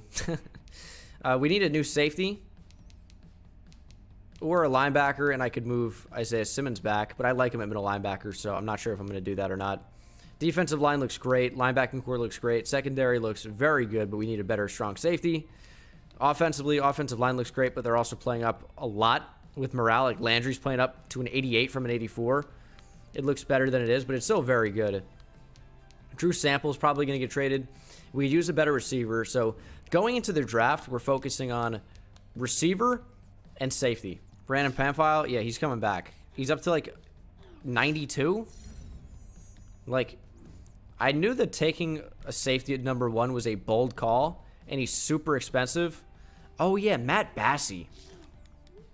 I kind of forgot about him, but I think he's our starting right outside linebacker, so I'm not really sure how I did. I think it's just because his development trait is no bueno. We're doing pretty well on cap, all things considered. Like, this team's really, really good, and we're not really in a tough spot. I think we've drafted and managed the team pretty well. We've made tough decisions, but we've had to. We'll see what's available at 32. No reason to trade up. I mean, there was definitely reason to trade up. I don't know what I'm talking about. There was definitely reason to trade up. Like, if there was a 6 safety or a receiver. Tyrese Graham, what you got for me? I'm considering it. Phillip Johnson, what do you got for me? I'm considering it. Judge, jury, and executioner. Christopher Judge might be the move here for me. Oh, Josh McCutcheon. Yeah, that's second round pick written all over it. D Booth. Oh, what the? Okay. We might have to trade up for some of these guys. Actually, I might just take him now. Why not? Like why bother? We'll just reach for a player we want when we know he's going to be a beast and not have to deal with missing him and trading up and moving around the board. Again, I am aware of the clock. Lamar Drummond, too slow. We're taking the linebacker. D. Booth out of Ohio State. Welcome to the team. Number 7 in the draft. Took him at 32. 75 overall. 91 speed. He would go up a little bit if we moved him outside linebacker. Obviously, I say that like every time. But like, you got to understand, if you're watching this, like a couple things. And the people who would have complained already have complained, so it's no bother. There are a lot of ads in these videos because it takes me a lot of time to record. And you guys are still getting fewer ads per minute than other videos you're watching on YouTube. I can promise you, right? So if you see a 10-minute video that has an ad every 3 minutes and then watch a video that I upload, which is like an hour plus sometimes, and you see an ad every like 6 to 8 minutes, sometimes to 10, like you're not seeing an ad as often for the same like content. So it's like, it's crazy that people complain. Dude, it's free. Just watch. But yeah, we're gonna take Josh McCutcheon here. 75 overall, number 4 in the class. Only normal development, but quite a good player. And the other thing is, yeah, that new people are gonna watch these videos every time. So like, the reason I repeat myself is because I have to appeal to that new audience to bring in new subscribers all the time, which is the goal for YouTube. This is my job. I'm paying for my school, my apartment, my car. Like, every expense is on me. And college isn't cheap. So I am always looking to bring in new subscribers, grow that audience. And in order to do that, you have to appeal to new viewers, and you have to, you know, look to retain those guys. That's why I remind you guys to subscribe if you're new. And that's why I repeat myself sometimes, because I want new people to feel included and not left out and having no idea what's going on. So that's why I do what I do. I'm kind of behind the scenes there a little bit. There's like nothing left here for me.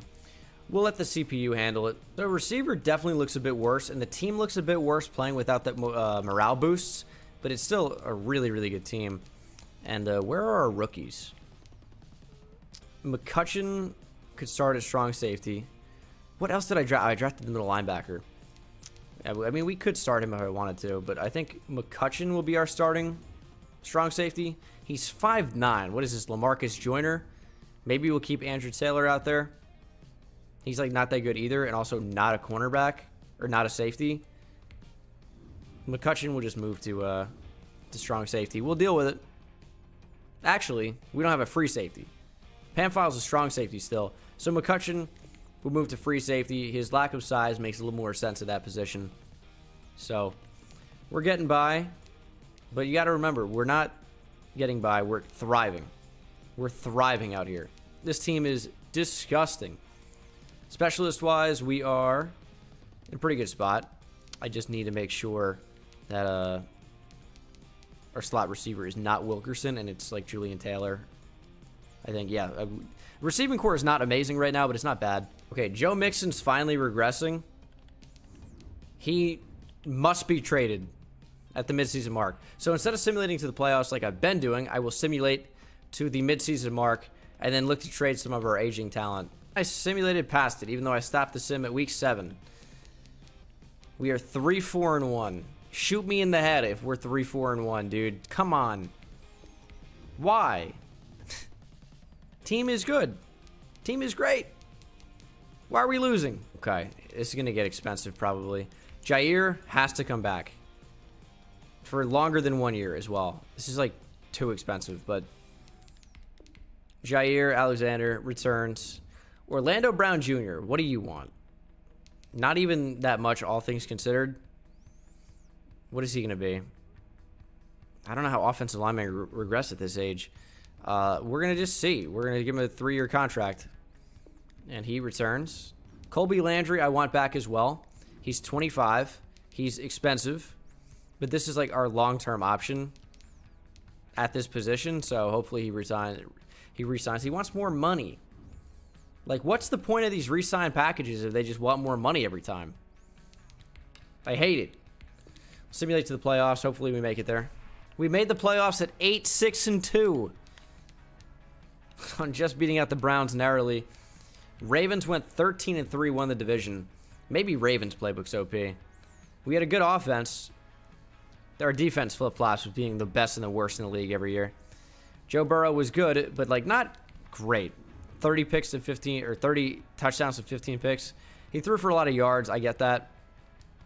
But that's like not 96 overall good in my opinion. I know he threw for almost 5,000 yards. I get it. Joe Mixon will be traded in the offseason.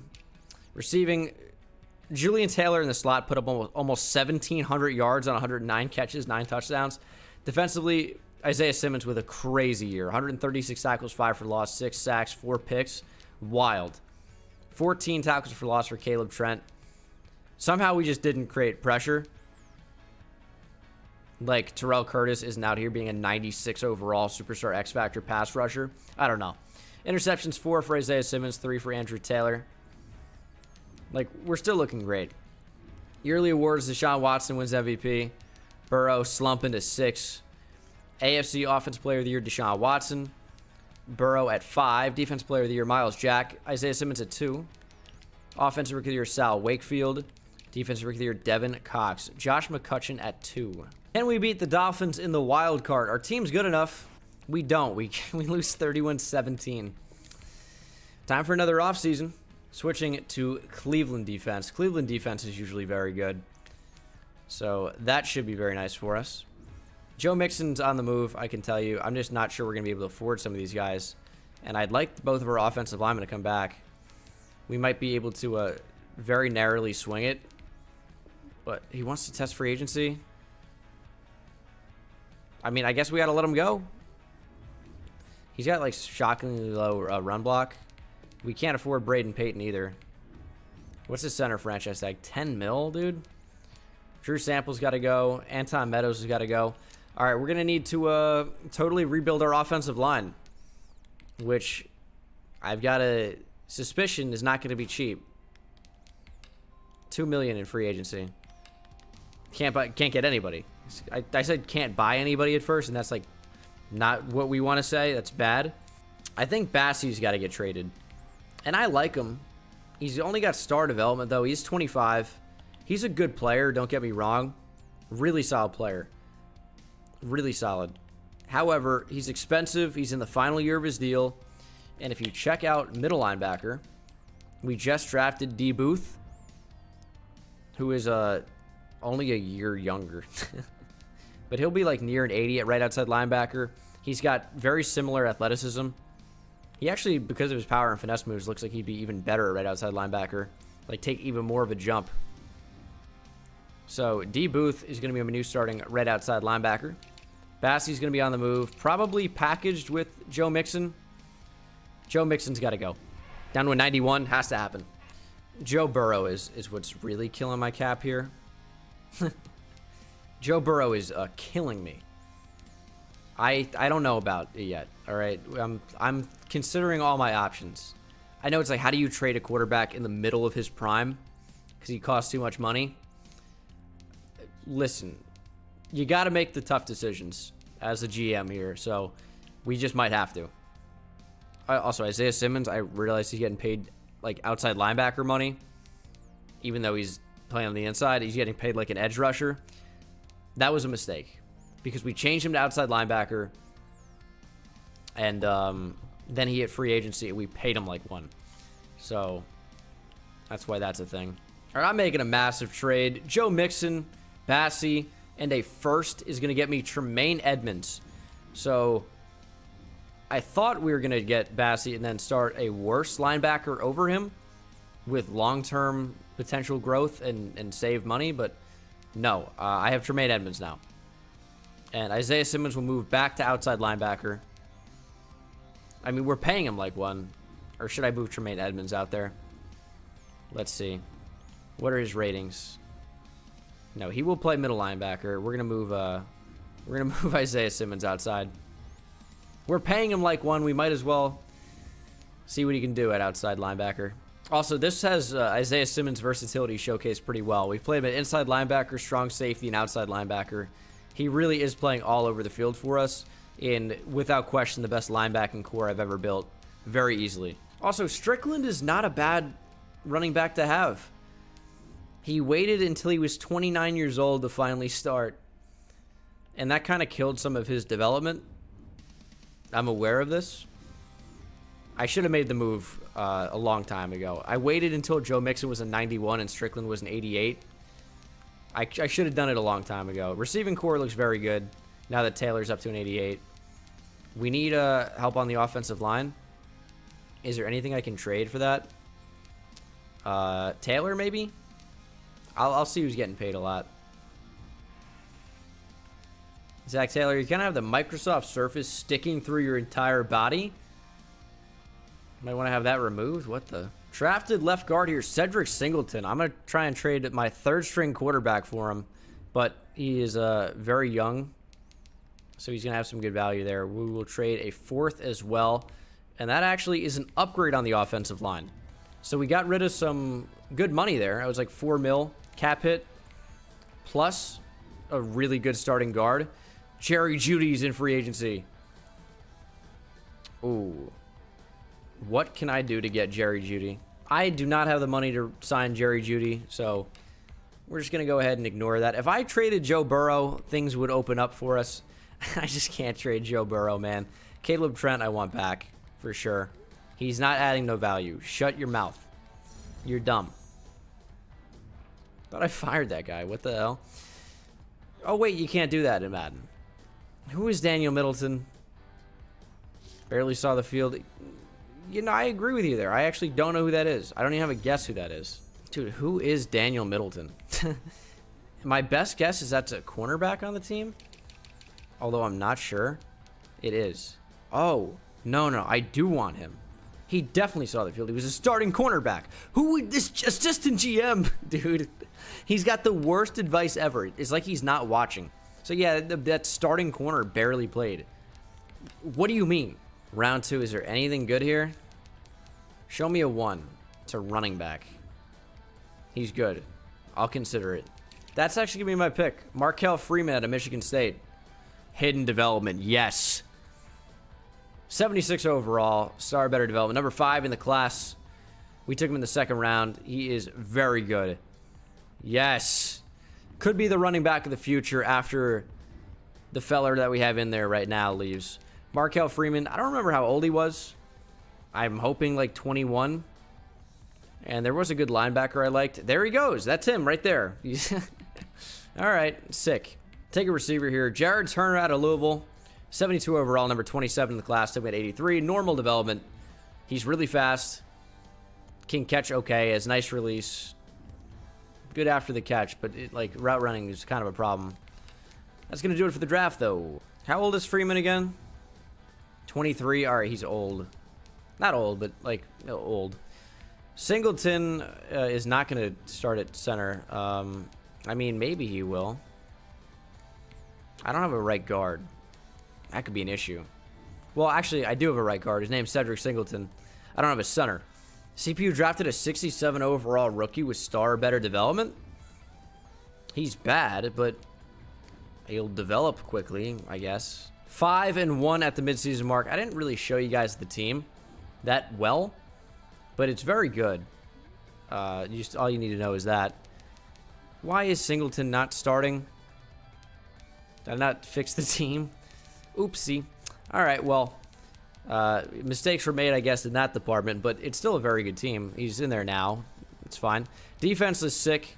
That's all you need to know. Joseph is actually up to a 70 overall already. He's actually making strides. And then specialist-wise, I mean, Isaiah Simmons isn't even our sub linebacker anymore. That's how good our that's how good our linebacking core is overall. I don't really want Jair in the slot. Call me crazy. Maybe I want my best cornerback who's a 99 overall on the boundary. Is that crazy? No. Tremaine Edmonds, need him back. I don't know what our money's going to be like. Chase Young is the priority. Zach Oliver is going to be important to bring back as well. And he's going to be expensive. We might not be able to bring him back. He's going to be important to bring back, though. That's the future after Joe Burrow. He's only 25 years old. I'm going to have to make some tough decisions. Chase Young wants more money. Tremaine Edmonds, I'll sit on that for a minute. Pampile is going to get a very slight bonus. Dude, I have the package for cheaper contracts or whatever. Why are they being difficult? Julian Taylor is going to be expensive. Everyone's going to be super expensive. I don't know that we'll really be able to bring back anybody, which is an issue. Daniel Middleton returns, though. So here's the big problem we're facing, is everyone's a free agent kind of at once. T. Higgins, I don't think we'll be able to bring back. So the quarterback's going to walk. Joe Burrow is killing our cap space, dude. We'd be able to get all those guys easily without Joe Burrow. Like, easily. We are in a tough spot. Pamfile's going to test free agency? Why? You're getting the money you want. What's your deal? I'm not letting him go. I spent a #1 overall pick on him. He's not going anywhere. We did get Chase Young.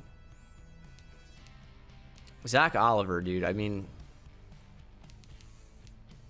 it's going to be worthwhile extending him, dude. I promise you. He's back. It's gonna be tough to bring back some of these guys. I prioritized the QB because I'm telling you, I know it's gonna suck. I know it's a controversial opinion. I've been talking about it for what, 2 seasons now? Joe Burrow's gotta go. I know. It's crazy. How am I saying that? I'm paying him what, $37 million a year? It's so much. It's I don't know. Playoff time. How are we in the wild card, dude? We didn't win the division. The Ravens went 14-2. You're kidding me. You're kidding me. Things were looking so good, and then we completely shit the bed. That's great. I guess let's get this wild card loss over with from the Bills and then move on to the offseason. Oh, we beat them 27-7. Okay. I doubted them. Can we beat the Raiders? No.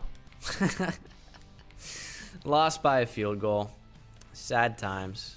Okay, so Pamphile could get franchise tagged, and that's exactly what we'd be paying him for an extension anyway. Wilkerson went randomly up to star development. We cannot afford him.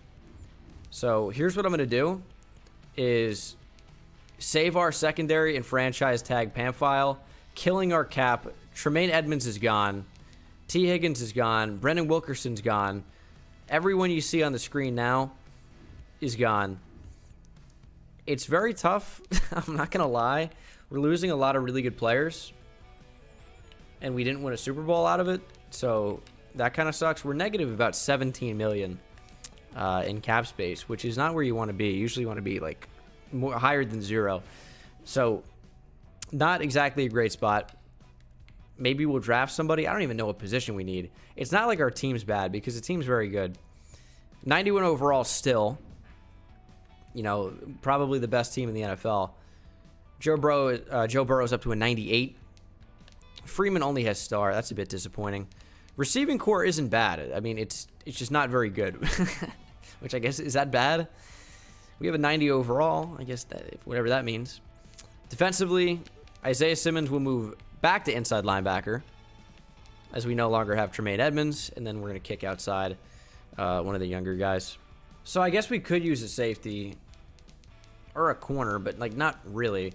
Really, I think our focus is a stud receiver and an offensive lineman.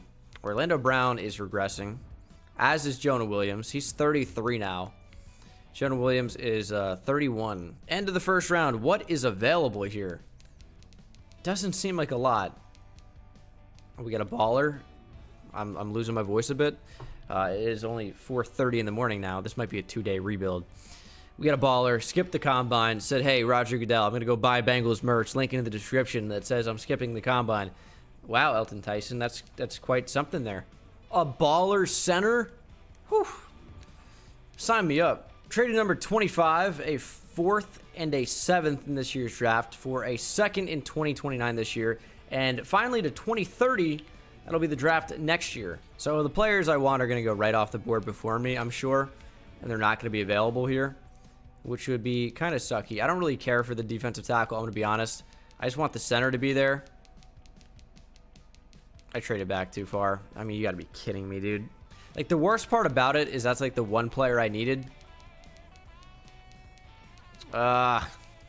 Clinton is up to a 99 overall. I have some batshit crazy contracts on this team. I'm not gonna lie to you. We've got some batshit crazy contracts. Jonah Williams, a 2 and a 3, is going to get me Rob Raymond. He's only 23 years old, and he's an 80 overall. He's a center. He's getting paid nothing. This was a move purely, and I really can't stress this enough, purely for money. Like, Kevin Short can move back to left tackle if I want.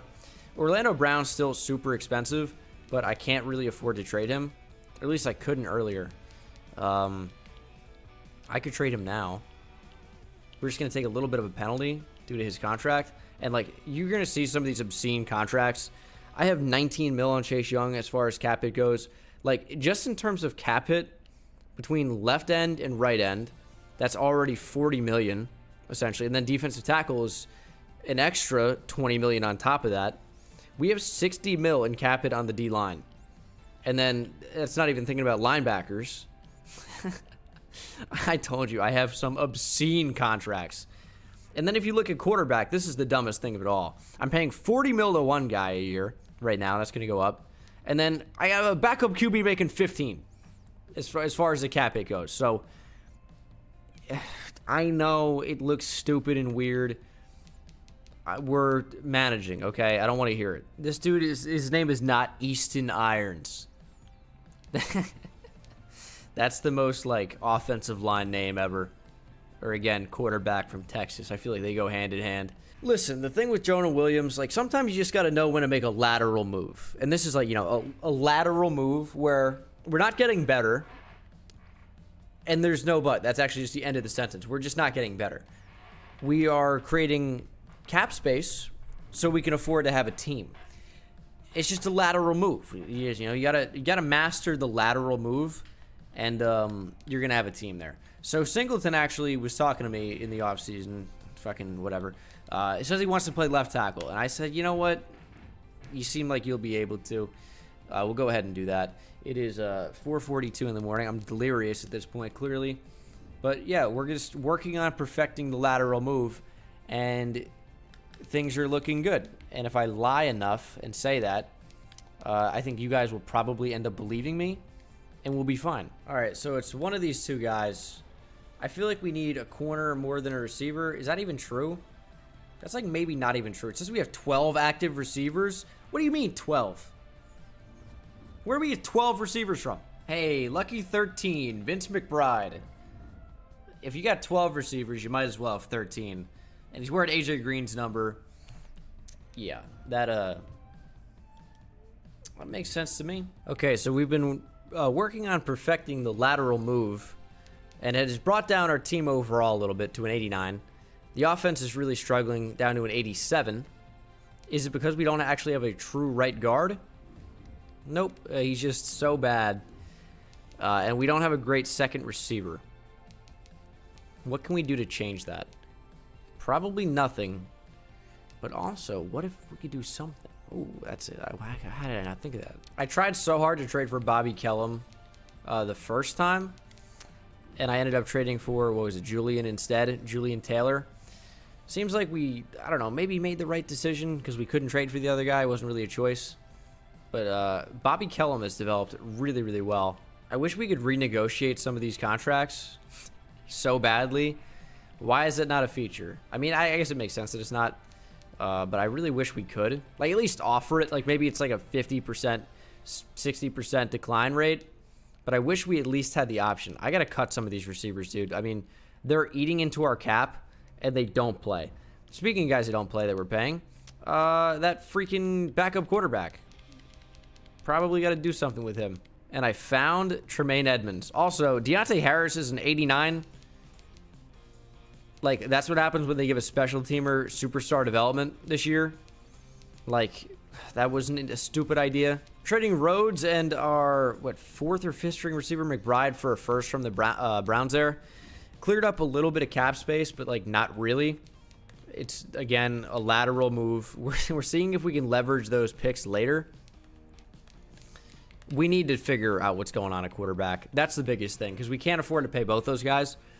We really can't even afford to pay Burrow, and I'm just paying both. We have like 50 mil in total tied up at quarterback of the team's total cap. What am I doing with that? How do we not make the playoffs? 8-8. What is happening? Second, offense. That's clearly not the issue. Defense, 28th. Go. Go screw. Joe Burrow, good year, 16 picks though. Strickland was pretty good. You had to take those yards per carry at 4.4. Love that. Receiving, Jared Turner. Yeah, Jared Turner, sure. He's a player on the team. Yeah, he had a great year. Julian Taylor, great year as well. We had 3 receivers technically with 1,000 yards, almost 4 with Juan Weber. Dude, who are some of these receivers? I don't even know who they are.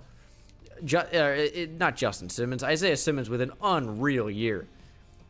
136 tackles, 5 sacks, 4 picks. That's, we're going to be calling for Defensive Player of the Year. Tyrell Curtis, 11.5 sacks. We're getting remarkably no pressure with a guy like Chase Young who has 97 finesse moves. Figure he'd put up more sacks. Once again, it shows you that these playbooks are killing me. NFL MVP Lamar Jackson. Maybe I got to run Ravens playbook, man. I feel like they're constantly going off. Giants went 15-1. Are you shitting me? AFC Offense Player of the Year Lamar Jackson. Joe Burrow at 6. Defensive Player of the Year Isaiah Simmons. Hell yeah. Offensive Rookie of the Year Chris Hunt. Isn't the Hunt family the family that owns the Chiefs? Yeah, Lamar Hunt and then go to Clark Hunt. Yeah, so of course they drafted someone with the same last name. Turns out he's a beast. No Bengals in there. Defensive Rookie of the Year, no Bengals. Giants had 59 team sacks. Is that a joke? Where is this in real life as a Giants fan? I want to cry. Is Giants defense the move? I know they're a 3-4. How are they setting it up that they're doing absolute numbers defensively? They're going to have 1 million sacks. 15 for Nicholas Moon. 14 for O'Shane Zimenez. The team sacks are off the charts. We're switching to a 3-4. I'm running Giants. I do not care. So we changed to a 3-4. Some of their overalls actually went up even higher than I expected. Like Curtis could be really good in that role. I'm leaving Chase Young at right end. Linebacking core looks still very good. Booth is a little bit of a letdown, and he's not really much of a pass rusher. Not that he can't do it, but it's not really his game. Not really his game, man. But defensive line still looks sick. Again, sometimes with this running a franchise, you got to make lateral moves, and we're working on that at the moment, seeing wherever that goes. Oh, yeah, Pamfile's here. Isaiah Simmons is here, and he regressed to an 86? What do you mean? Say it ain't so, Isaiah. Oh, he's losing everything. I'm not willing to let go. We'll come back to it. The rest, I mean, Strickland's even regressing quite a bit. Okay, he's 31 now. I guess that does make sense for a running back without Superstar X Factor. I'm willing to let him walk. We got to make some tough decisions. Kevin Short's got to come back. We just don't really have the money for all this. I got to figure out my quarterback situation. You are not testing free agency. You're out of your mind. You're just not doing it. You're franchise tagged again. Caleb Trent is back long term. I didn't think he would re-sign, so I'm happy that he did. We're not going to be able to afford Kevin Short. It's just not going to happen. So we'll figure out left guard later. And then Isaiah Simmons, I'd like to bring you back, buddy. I just feel like this partnership's going to come to an end here very shortly. It's a sad day. It's a sad day. But Isaiah Simmons, as much as I want him on this team, it does not make sense to keep him. It's so sad. Listen, I see what's happening at quarterback. Jesus. Burrow's 33 now. Is he regressing? Tell me he's regressing. Yes, he's regressing. Give me a reason. I mean, Oliver's 27 and has never played for us. I gotta trade Joe Burrow. I have to. He's in the final year of his deal. I hate this. I'm kind of shocked that Isaiah Simmons started regressing as hard as he did. I mean, he's down to an 86. Which is just, again, shocking. What's his zone coverage? Am I missing it? Or is he just super high? It's 86. His block shed lets you down as an inside linebacker. His overall would go up at safety. I want him, man. It's just, it can't happen. D. Booth Steele. We'll bring him back for another year. I do have trade offers for Joe Burrow. I put him on the trade block. What are teams offering? No. No to any of that. What the... So I can appreciate what Joe Burrow has done for this team. He's won a Super Bowl here. That's something. But I think at the end of the day here, Joe Burrow's done a great job for us, and it's just time to let go. He's in the final year of his deal. He's a 95 overall. Like, I get that, but he is eating up my entire team's salary cap. He's got to go. Okay, this is an absolutely massive trade. A lot of things are happening here. Joe Burrow and Orlando Brown Jr. for Kenneth Murray, 79 overall receiver, and Uchenna Nwosu to make it work for salary. Yeah. So a lot of things just happened there. And you could call this a lateral move, maybe. But we are getting Zach Oliver to be our new starting quarterback. At middle linebacker, we have added a very, very solid addition in Kenneth Murray. I don't know if his overall is going to stay quite as high at middle linebacker, but probably should be at least in the neighborhood. At the very worst, you'd think a 94. So that's happening. And let's see what it goes to. 96, stays the same. All right, great. Uchenna Nwosu, I don't want, but I needed to get him. He's got superstar X Factor. That's wild. I needed to get him in order to make the trade work. I don't want to have him on the trade block. What the... I get that we're trading Joe Burrow, and maybe you wanted more in return for him. I completely understand that. I think that was our best option to fill team needs. So I went for it. Trading Uchenna Nwosu, a 5th and a 6th for Jason Stringer, who's an 83 overall left guard. Actually a really nice pickup for us. We needed to improve the offensive line. I know the team overall has gotten substantially worse. I think there's going to be a lot of people that are super pissed I had to move on from Burrow. But I just think it was time. We just couldn't afford him long term. I mean, 40+ mil brings down the entire rest of the team. We were paying, you know, like half of our salary cap for one player. And I think Oliver's going to do, like, just as well. Look at all the first-round receivers. Unreal. Back-to-back picks here in the first round, 16 and 17. Is anyone on the board that I still want? Kind of.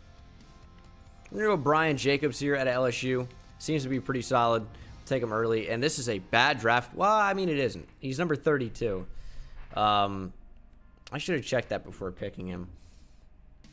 Yeah, no, he's not that... I don't like him.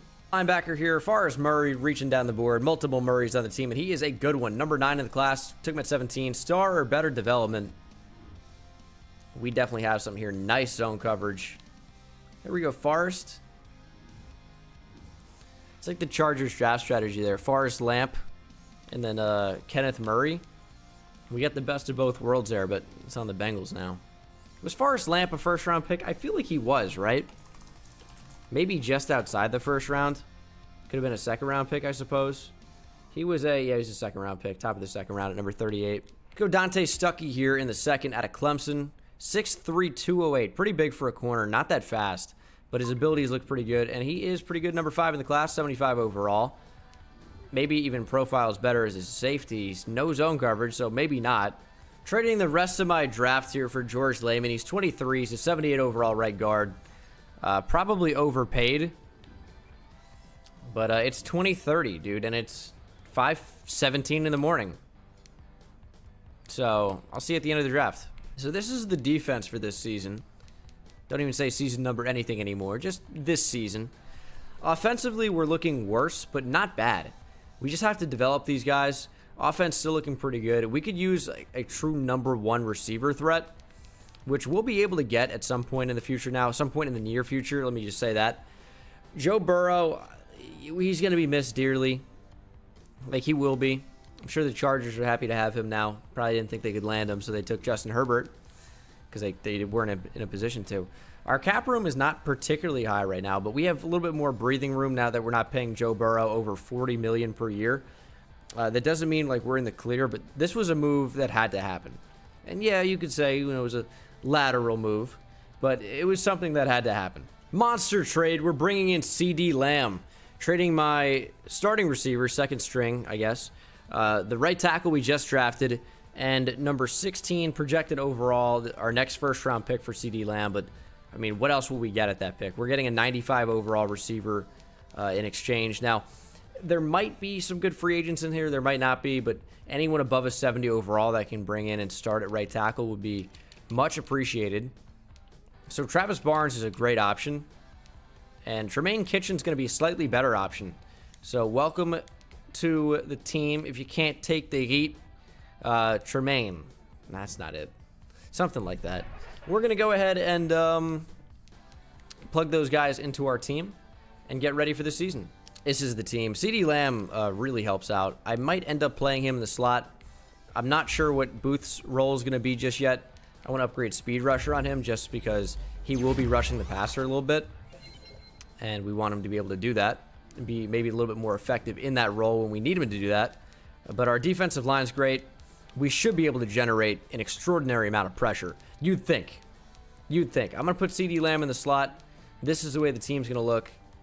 I mean, what's stopping us? What's holding us back here? Can't wait to find out.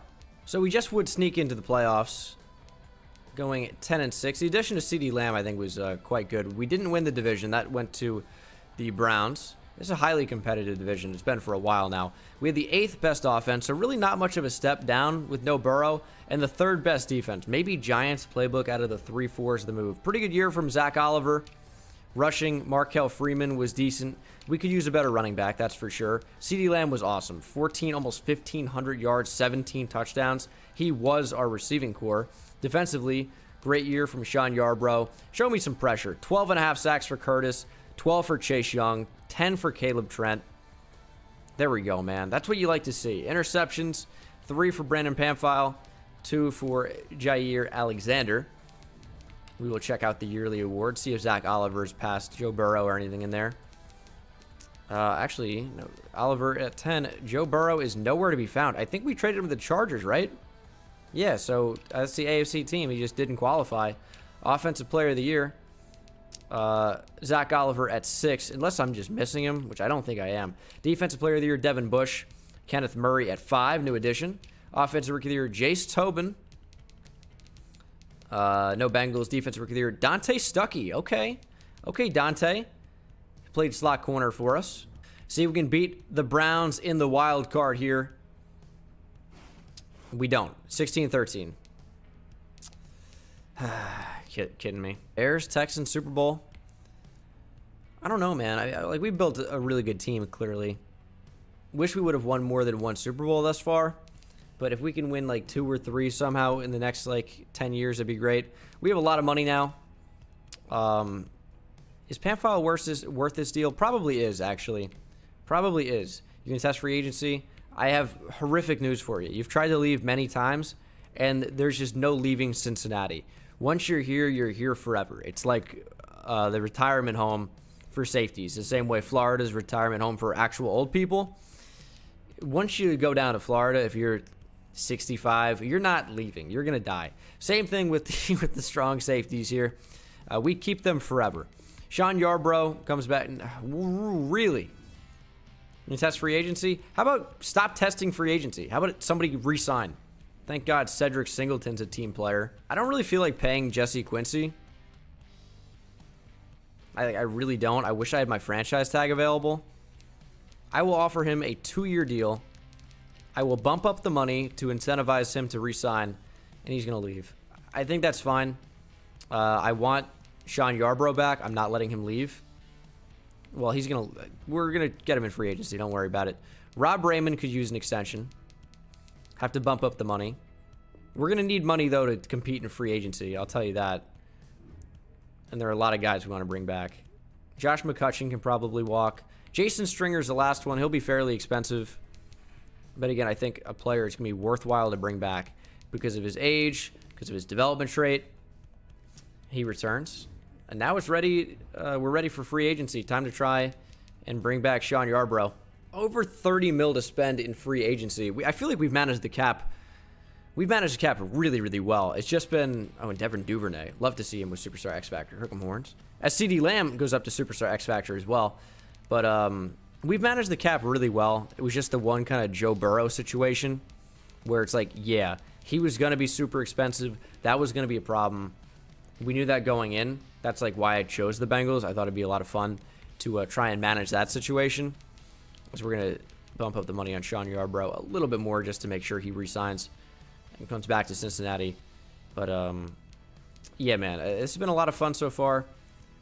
Jesse Quincy could still come back. We could bring back Tremaine Edmonds, although I don't think I will. We're going to stick with Kenneth Murray. And we got Sean Yarbrough back. I think that was super important. Our offense is actually down to an 84. What's going on with that?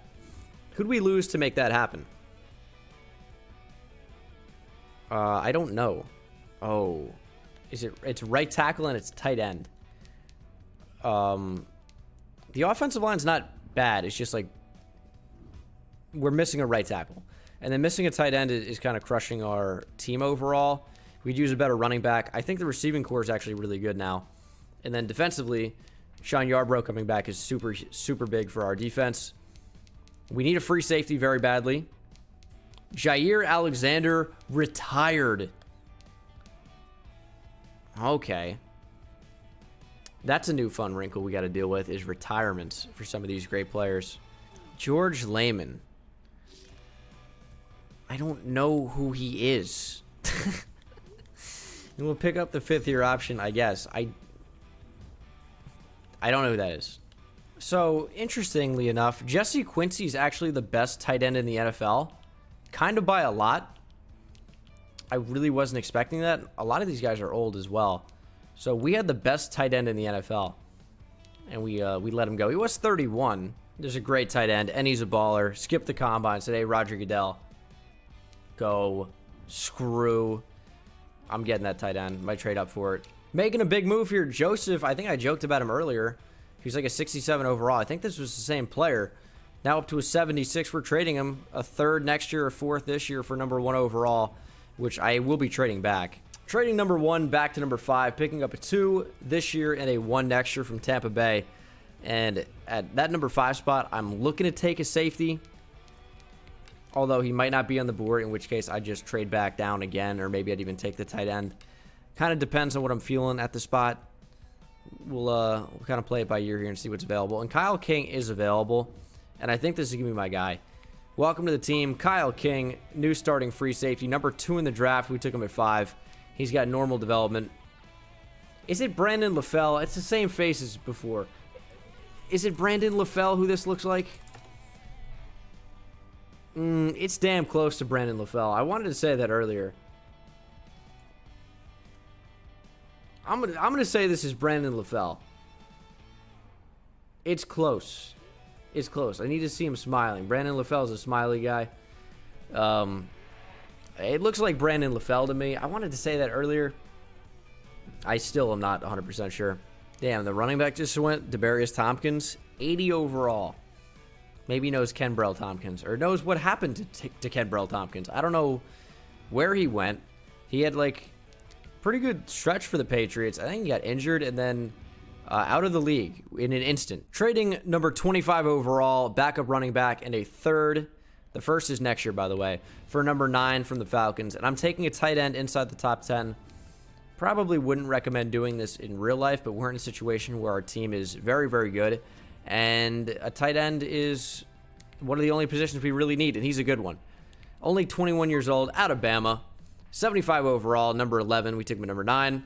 I'll take that. Not really much of a reach there. I wish he didn't have normal development for skipping the combine.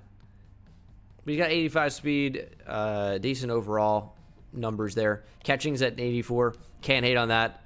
And he is our tight end of the future. Again, has like 8 years to go before he'll regress. 7, 8 years, depending. So, not unhappy with that. We'll just not worry about trading up. We'll see what's available at the top of the 2nd round. An offensive line would be cool. If there's a great running back, that would also be cool. We don't pick again until the end of the 2nd round, or just past midway. So we'll see what's still available. Doesn't seem like a whole lot. And there's a 1st-round tight end in there. Not quite as good as the guy we got, unless he's got a good development trait. There's a good running back here. Kevin Griffin. We'll take him at the top of the 2nd. Reach for the guy you want. Number 6 in the draft, only normal development, which does kind of suck, but he's a good backup running back at least. Nice trucking. Did I mention I have merchandise? Link is in the description. Only 1,000 times, I know. But it's 5:50 in the morning. I've been live at this section of the recording for 3.5 hours. Who knows what I could have said 5 hours ago. And it will take DJ Whitehead here out of North Carolina in the second round. Looks like he's going to be a beast. Can't wait to see what he ends up being. He is a 75 overall, number 7 in the class. Took him at 54. Only normal development, unfortunately. But quite a good player. High finesse moves, high speed. It's lagging kind of a lot right now. Nice block shedding. Ooh, Murray has superstar development. Okay, Forrest Murray. Not really much of a pass rusher. We could play him at right outside linebacker right now. But I think he's going to just continue to be where he is. And when Curtis comes to rush the passer, he will play. And I think what we'll do now, as well as probably in the future 20-year rebuilds, is simulate 5 years into the future. Just to spice things up a bit. So it's not as monotonous. Maybe save on some video time. So we're going to pick up here in 2036 and see where we are. So jumping in here, we're in the 2036 season. We made the playoffs. And in fact, we won our wild card matchup and are now in the division. We went 9-7. The team has completely changed. We are now a 75 overall. So things are a little bit different, as it seems like the team really didn't care to re-sign any of our players. So that was very nice of them to do. In fact, we have no players from before. 0. So that is quite interesting here in 2036. Not that, like, it would have been that possible to retain some of our guys, just because of age and all that. Like, you have to realize this is like 6-7 years down the road now. But the team really didn't re-sign anybody. So definitely for the future would need to turn on at least contract negotiations, trades and free agency to auto. But this is kind of what I wanted for this episode, so that we can still continue to rebuild this team even in 2036. So we'll see if we can beat the Ravens here and advance the conference championship. And we can somehow. With a 75 overall team. Playbooks must be OP, man. What overall are the Titans? Are they good? Yeah, they're good. We're bad, and we're just continuing to win somehow. It's not about team overall, man. It's about playbooks. Doesn't matter who you have. Just matters if you win the coin toss. And we continue to win the coin toss. But finally, it comes to an end there, losing to the Titans by a score of 31-17. So do we even want to re-sign anybody here? We'll probably just let these guys go and then see what's cooking in free agency. Should have a lot of money. $217 million to be exact. I wanted to see how that would work with not signing anybody, and clearly it works pretty well, as we can afford whoever we want and everybody.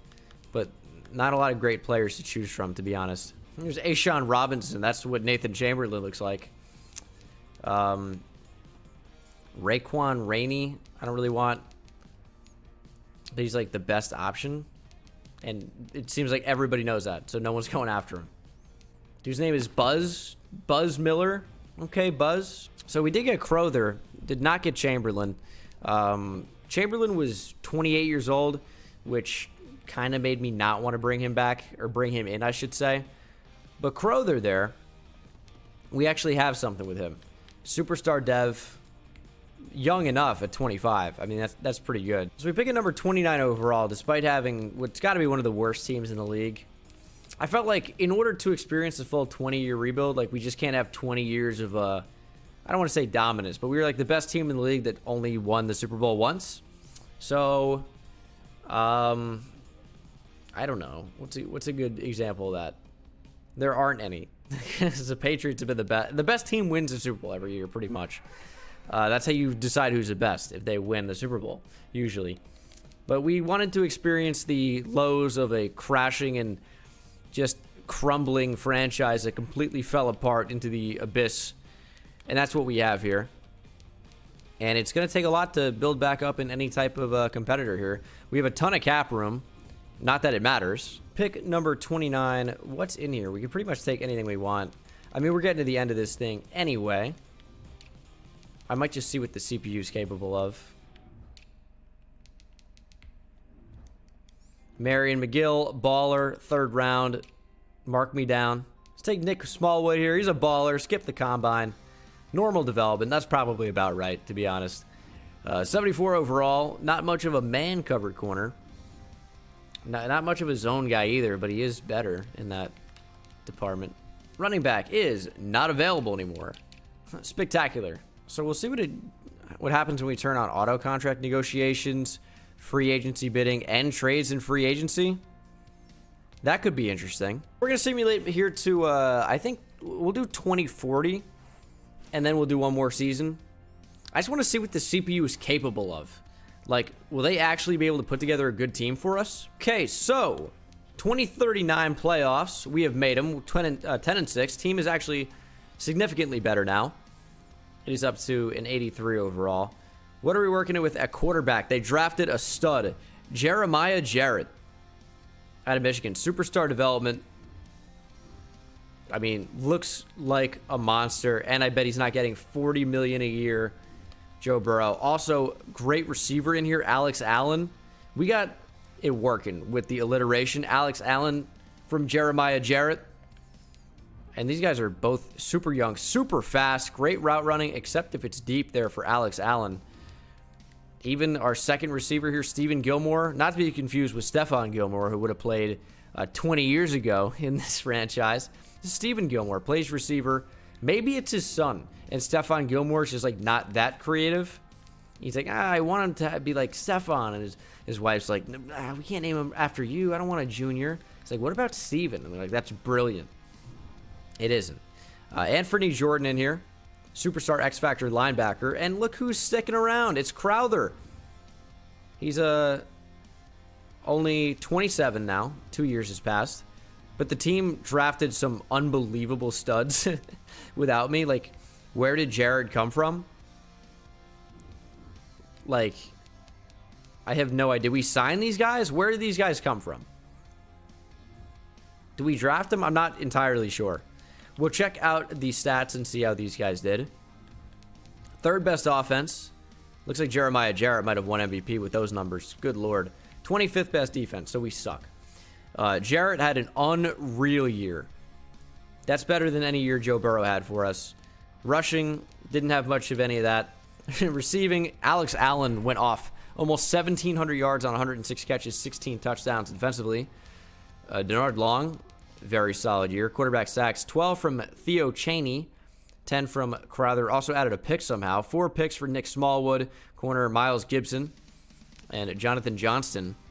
Some of these names, dude, they kill me. Show me an MVP for Jeremiah Jarrett, and he wins it. So it wasn't Oliver, the successor of Joe Burrow, Joey B. It wasn't Joe Burrow who won an MVP. It was Jeremiah Jarrett. And will he lead us to the promised land? I guess it's just the CPU has to lead the team. We'll be fine. Nope, we lost in the playoffs. Same shit, different day.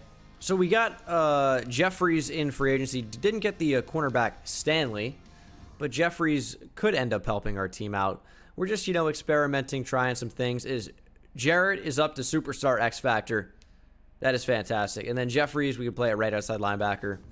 He is 79 overall, star development, only 25. So it felt like that would be a good move for us. And then Austin could move over to right outside linebacker where we wanted him to. But I think we're going to move Jeffries over. Okay, the last NFL draft for us here. Might end up moving up the board quite a bit. Offense is looking solid. We'll just try and take the best player we can who's not a quarterback. Adonis Barber is a sick name. He actually looks pretty good despite being a label bust because he's supposed to go in the first, but he looks pretty solid. We got a safety that came out here and ran 4.32. Combine Warrior, Oscar Hutchins out of Clemson. Let's go to center here. Brian Pineda improved the offensive line. He's the #1 overall player in the draft, 78 overall. He will definitely start somewhere on the offensive line, probably center. And I might make a move up for a running back. Trading a 1st, a 2nd, and a 6th, I want to say, for this pick. Going to take that running back and see if he's any good. Well, we know he's pretty good. His development trait might end up telling us how great he is, and he's not.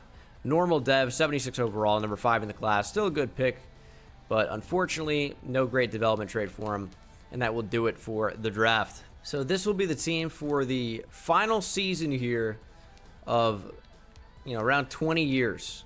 We get Air Jordan at middle linebacker. It's a pretty good team.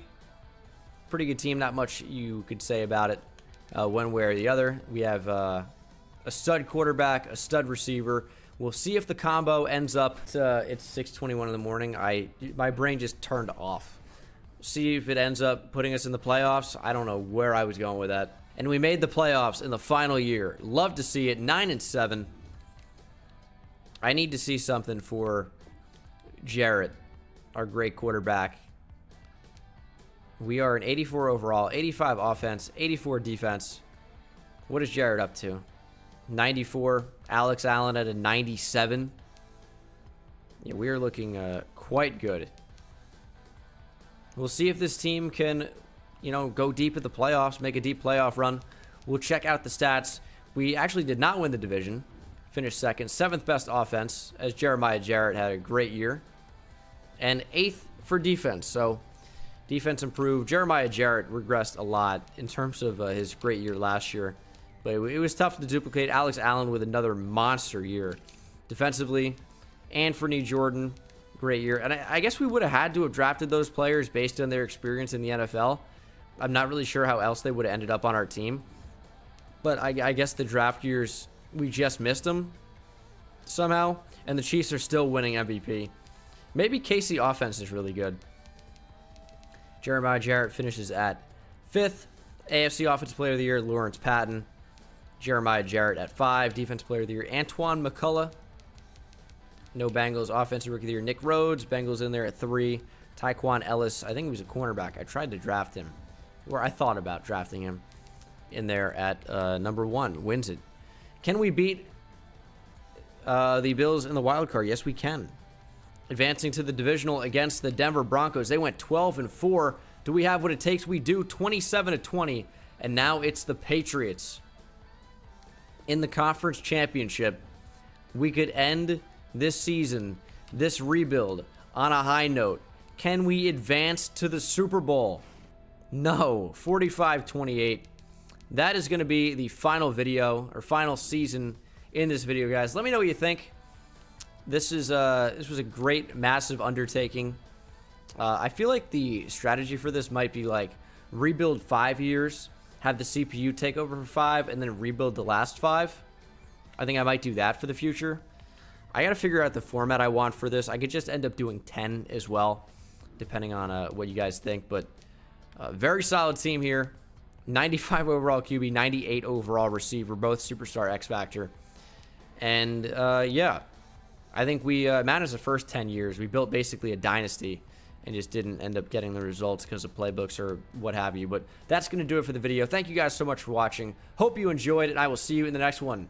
Subscribe if you're not subscribed already, man. Take it easy.